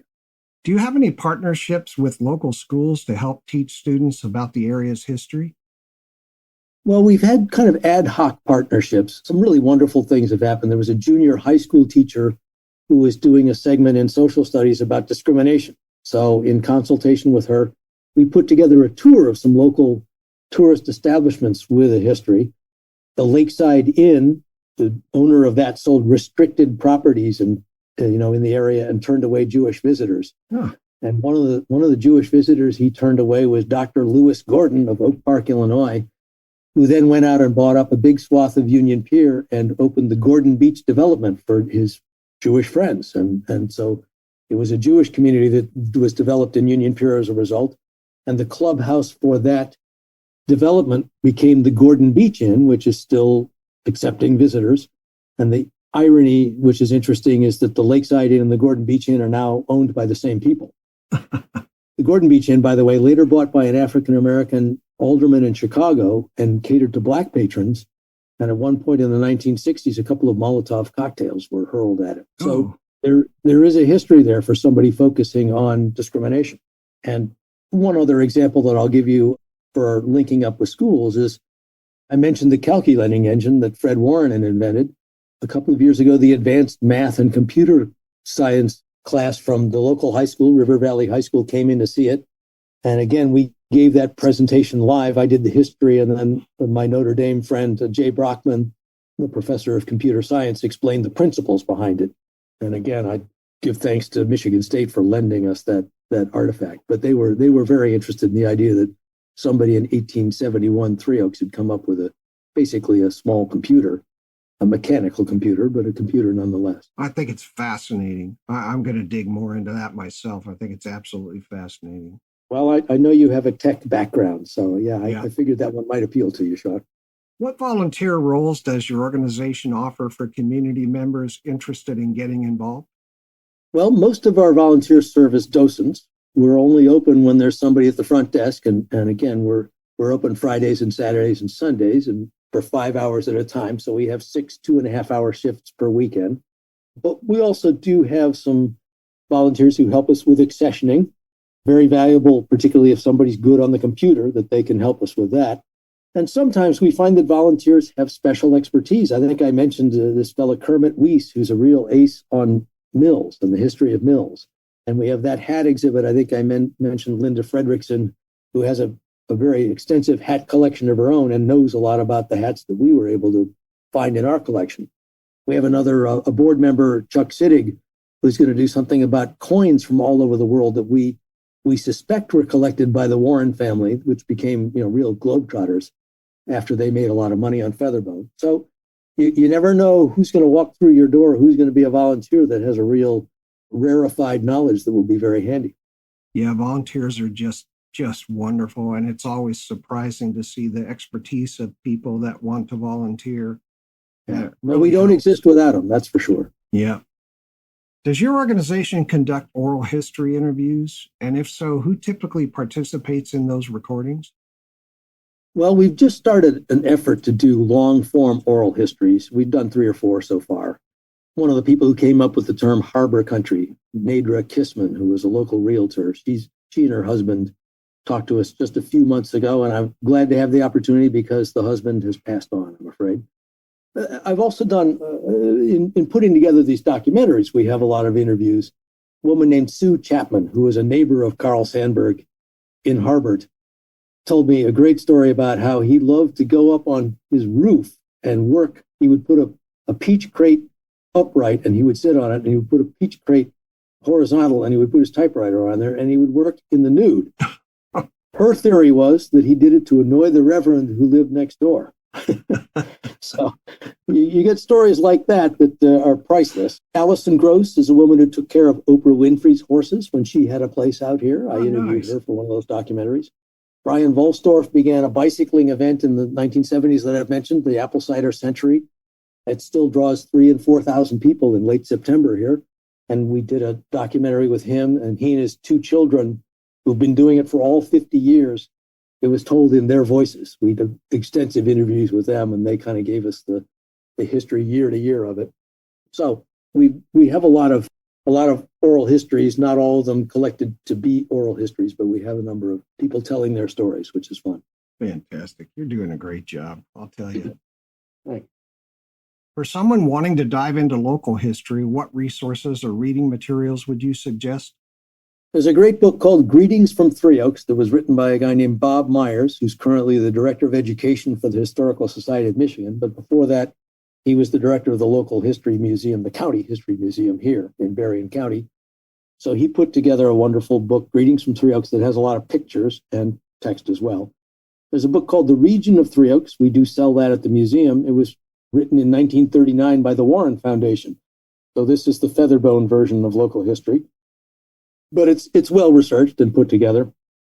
There are those Arcadia Press books. There's one on harbor country and some others on local resorts that are also informative. Fantastic. I want to give the contact information one more time for the organization. The website is www.regionof3oaksmuseum.com. You can find the organization on Facebook and have a great Facebook page, folks, at the Region of Three Oaks Museum. Their email is trotom, T-R-O-T-O-M, museum@gmail.com. The mailing address is P.O. Box 121, Three Oaks, Michigan, 49128. And you can visit them, and I hope you visit them. It's a beautiful museum. 5 Featherbone Avenue, Three Oaks, Michigan, 49128. And you can phone them at 269-336-9688. And I believe you said your season starts on May 5th, right? May 2nd. It's the first Friday in May this year. May 2nd. Okay, good. We're Friday, Saturday, Sunday. So May 2nd is the first Friday. And we'll be throwing open our doors at noon on that day. Fantastic. What resources or interactive features are available for visitors to explore on your organization's website? Well, on the website, we, again, do have some of our first Thursday programs recorded. And I've confirmed that one of them is the calculating engine program, Sean. So I thought I should mention that. But we have another one on logging in early Michigan, which was very well done. Another on harbor country hoodlums, some of the gangsters and tough guys that hung out here. As the rumor is that, it's more than a rumor that Al Capone spent time in this area. The rumor is that he had a lot of drinks at the Lakeside Inn and used to frequent there, but nobody has hard evidence of that. And we have a lot of, I'll just put in a plug for our YouTube page. We have a lot of videos on YouTube. And again, it's the Region of Three Oaks Museum. So there are a lot of things you can scroll through and look at there that are, I think, fun and interesting. Yeah, it's a great website. Thank you. I know you mentioned that you don't yet have an effective way on your website for people to make credit card donations or PayPal or something like that. What is the most effective way for people to contribute financially to your organization, and what donation options do you offer? Well, we've had a lot of discussion recently of Square versus Venmo and that sort of thing at board meetings, and we're moving in that direction. We would love to find volunteers who had expertise to advise us on how to put something like that together. But I'm afraid right now we take donations by cash or check only, and it's a mail-in kind of thing, or at the museum itself, obviously, or at various events that we have. People do join up, particularly when we have PowerPoint lecture kinds of things, which we do about once a month in the summer. People who come to those do tend to join the museum and stay with us, which is nice. Fantastic. What initiatives is your organization implementing to engage young volunteers and leverage their skills in your programs? Well, young volunteers have been a challenge for us, I have to say. This past year, we gave a free 5-year membership to every graduating senior from the local high school. That's only about 40 kids, so it's not thousands. But I've been a little discouraged that we did not have a lot of response to it. We do have a young graduate student who's helping us with accessioning. He's terrific. We've had 3 college students this year inquire about summer internships, and I assume we'll be back in touch with them when summer draws a little closer. It's wonderful to have people of a certain age who are fluent in computers, because our board is skews older, and a lot of our volunteers. So, the past perfect system and doing other things online is an art where we can always use volunteer help. Fantastic. I know you mentioned that you have a new building coming online and you've got humidity that you're dealing with in the archives. What other ongoing initiatives or pressing needs does your organization have that community members can support? Well, I really think our biggest pressing need is going to be if we do inherit that Warren Oil and Gas building. I think it's going to be perhaps a 6-figure effort to rehab that and turn it into a museum about Featherbone and the Warren family, which again is a multifaceted. I haven't even mentioned E.K. Warren putting together a worldwide tour that took, I think, 800 people from North America to Jerusalem for a Sunday school convention. Oh, wow. I mean, the Warrens have a lot of interesting facets, but that's going to be our big fundraising effort, I think, for the next few years. Yeah, that's a big one. Is that building as big as the museum space currently is, or half the size, or what's the story there? I would say it's probably half the size, because there were people when we found out that this might be offered to us who said maybe we should move the museum there. But in actual fact, it would be a very tiny museum. Right. So the idea of just doing Warren-centric exhibits there might be the way to go. we could probably put together some pretty good accounts of the Warren story and the Featherbone story. And again, that'll free up some space at our main museum for other exhibits. Does the museum have any kind of a research room, or do you do genealogical research upon request from the public? We get occasional requests and we help when we can. We do have a complete set of yearbooks from Three Oaks High School, which was subsumed into a larger district in the 1960s. So we can often find pictures. The local library, several libraries have genealogy rooms. So sometimes we refer people to that. And we advise them on how to use history websites, newspapers.com or fultonhistory.org, which again has the Three Oaks newspapers digitized, or Find a Grave. So we can give them tips on researching. And sometimes we have documents or artifacts from their ancestors that we can help them with. Fantastic. I know you've been all over the world and you've had a great career, a wonderful background. You're a very intelligent guy. As a history enthusiast, what do you think the world will look like 100 years from now? Well, as a history enthusiast, I think I've read enough century-old predictions to see the folly in predicting that far ahead. And as a reader of newspapers, the change comes so fast day to day that I really can only hope that humankind and the concept of self-government survive. I'm generally an optimistic person, but I have to say I'm perhaps less so in the last, and I hate to be gloomy about that, but yeah. I'm worried. Okay. Yeah, it seems to me, I was just thinking this yesterday, how things are just accelerating like crazy.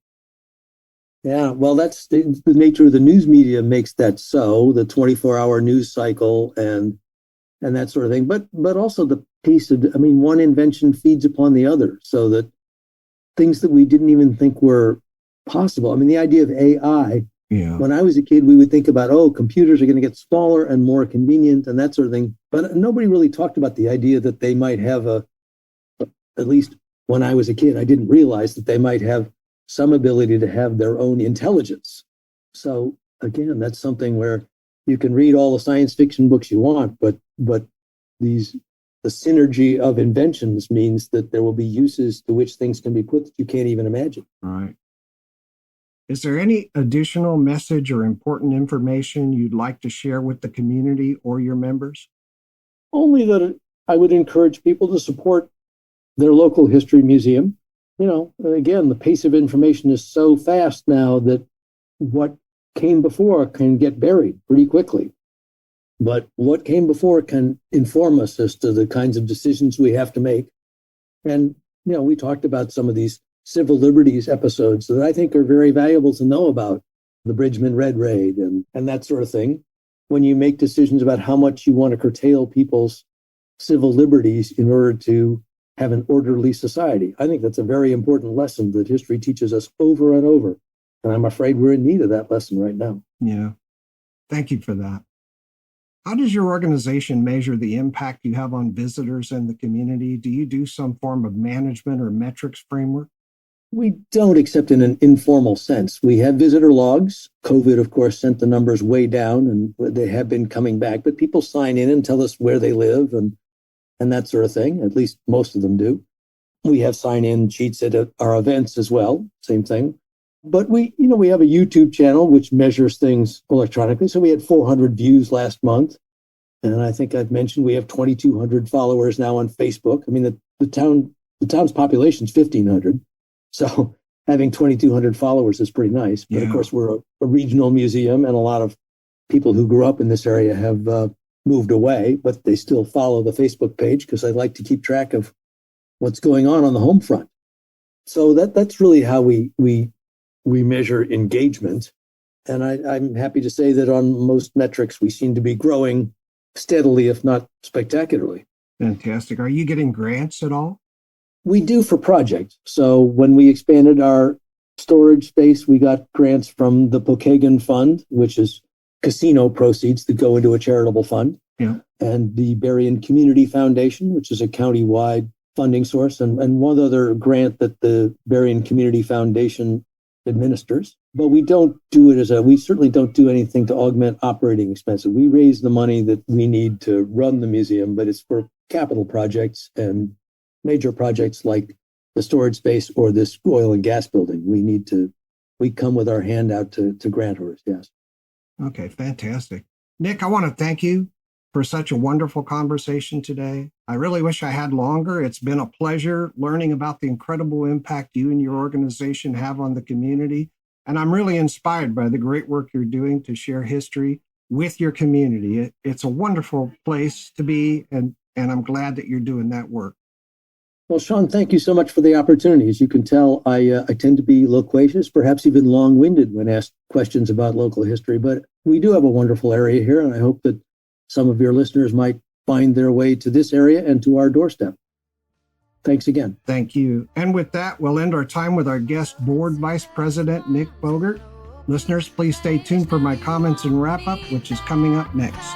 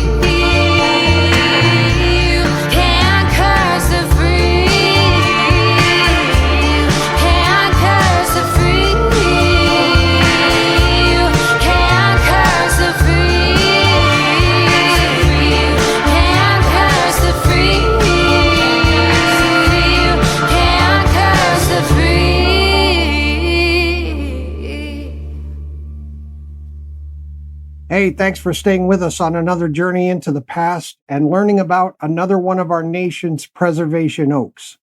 Nick Bogert and the volunteers of the Region of Three Oaks Museum deserve a lot of praise for the consistent work they're doing in the community to keep your history alive. As we wrap up this episode, I want to take a moment to reflect on the rich tapestry of stories that Nick Bogert shared with us today, and to remind you just how important community support is in keeping this history alive. Nick has been a steadfast advocate for the history of Three Oaks. His work uncovers fascinating stories from nationally recognized figures like Carl Sandburg to hidden local heroes such as Jesse Otis, the first African-American student in town.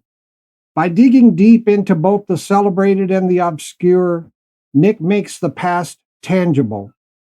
He shows us that history isn't just a series of dates and events, but a living narrative filled with people whose personal struggles, triumphs, and even missteps continue to shape the community. We've also had a glimpse into the quirky and charming side of local life. Think about Dreyer's Meat Market, a place where everyone is remembered by name, where the old signs and humorous anecdotes create an atmosphere that feels as warm as a family reunion. These everyday traditions remind us that history is not only about great events, but also about the personal, the everyday moments that knit a community together.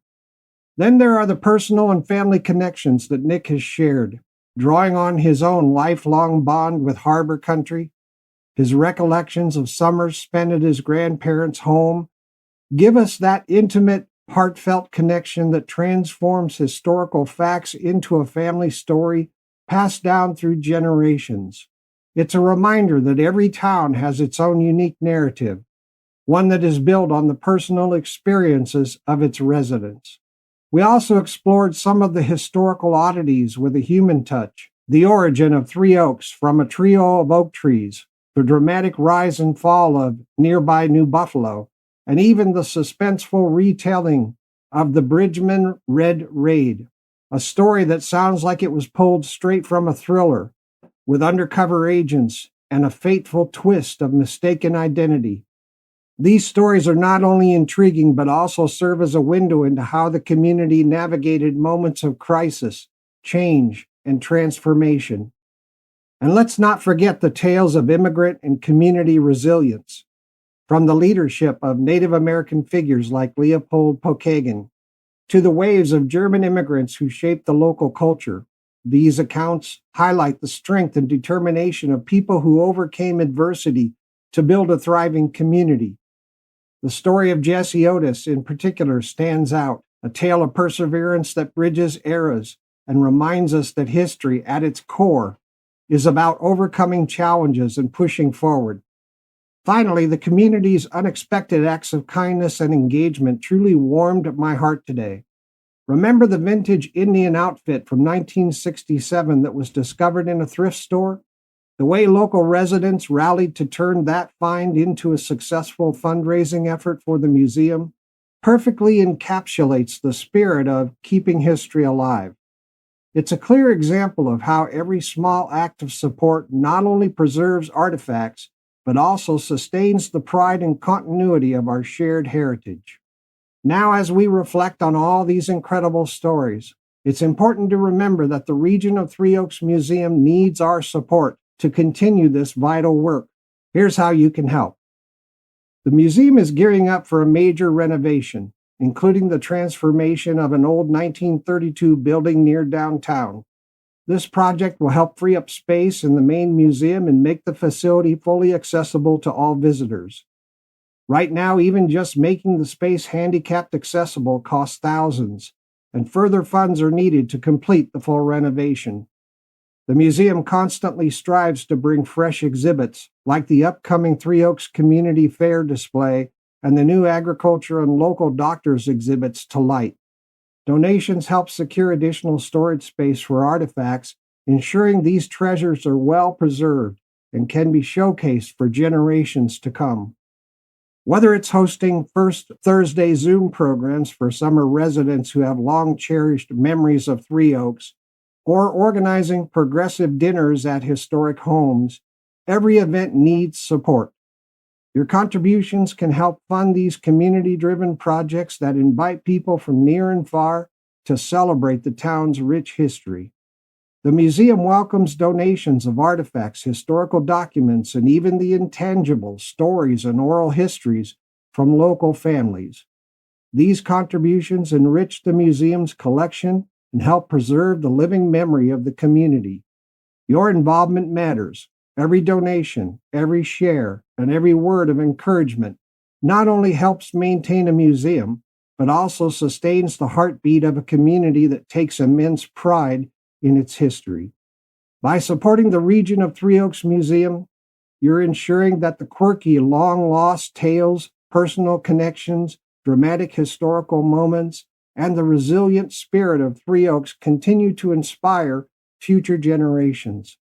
Thanks for tuning in today, and thank you for supporting the preservation of our shared past. Remember, history is a collective story, and each one of us plays a part in keeping that story alive. Now, I'd like to provide listeners with the contact information for the organization one final time. Their website is www.regionof3oaksmuseum.com. You can find them on Facebook at the Region of Three Oaks Museum. You can email them at trotom, Trotom, museum@gmail.com. Their mailing address is P.O. Box 121, Three Oaks, Michigan, 49128, and I hope you send them a check today. You can visit them at 5 Featherbone Avenue, Three Oaks, Michigan, 49128, or you can phone them at 269-336-9688. If questions occur to you and you'd like more information, please connect with the organization via the contact information provided. If you're a listener in the area the organization serves and you're not already a member, please join, volunteer, and support them. I hope this information helps the audience understand how valuable the organization is to the community and what kinds of excellent services they have to offer to their members and the public. The region of Three Oaks Museum is truly one of our nation's preservation oaks. All right, that's a wrap for this episode. This is one of the last episodes we'll be doing in Michigan. It's a wonderful state with a magnificent history and contribution to our nation. Now we'll move on to the great state of Mississippi and see what interesting bits we can uncover there. Music used today is from Cymbalbird, Cersal Studio, Coma Studio, Sync Hits, and from the 1960s Psychedelic Promos and Radio Spots Volume 1, the first edition, Alcoa Aluminum Pull-Top Spot, Evolving Vibes, 331 Music, Jay Blanks, and Scott Holmes. Microstream Radio is a registered trademark. You can visit at www.microstreamradio.com. This broadcast is owned and copyrighted by Microstream Radio. It cannot be rebroadcast, downloaded, reproduced, copied, or used anywhere without the written permission of Microstream Radio. Preservation Oaks starring Sean Radcliff originates in Salt Lake City, Utah. Be sure to join us for our next episode on your favorite podcast platform. This is Thaddeus Dillon speaking. Preservation Oaks has come to you through the worldwide podcast platform Podbean, and our home is preservationoaks.podbean.com. Hopefully you found today's episode useful, informative, and thought-provoking. If so, please like, follow, comment, and/or subscribe. Remember that being free means being free to be curious, and that historical and genealogical societies and museums allow us to discover the past, be free to explore, where curiosity opens every door. Thanks to everyone for listening. Stay cozy, curious, and keep exploring the incredible stories that shape our world. Remember to cherish and support the preservation of history in your own communities. The content of this program is provided for educational and informational purposes only. Some material included in this program may be copyrighted by third parties. However, under Section 107 of the U.S. Copyright Act, the doctrine of fair use allows the limited use of copyrighted material without requiring permission from the rights holders when used for purposes such as education, criticism, commentary, news reporting, teaching, scholarship, and research. These uses are legally permitted even if they might otherwise constitute infringement. If you wish to use copyrighted material from this program for purposes beyond fair use, you must obtain permission from the copyright owner. If you believe your copyrighted material has been used in this program in a way that does not qualify as fair use, please contact us at preservationoaks@gmail.com. Thank you. This is Sean Radcliff. We'll see you all next time on Preservation Oaks, and until then, keep on giving and keep on living the good life.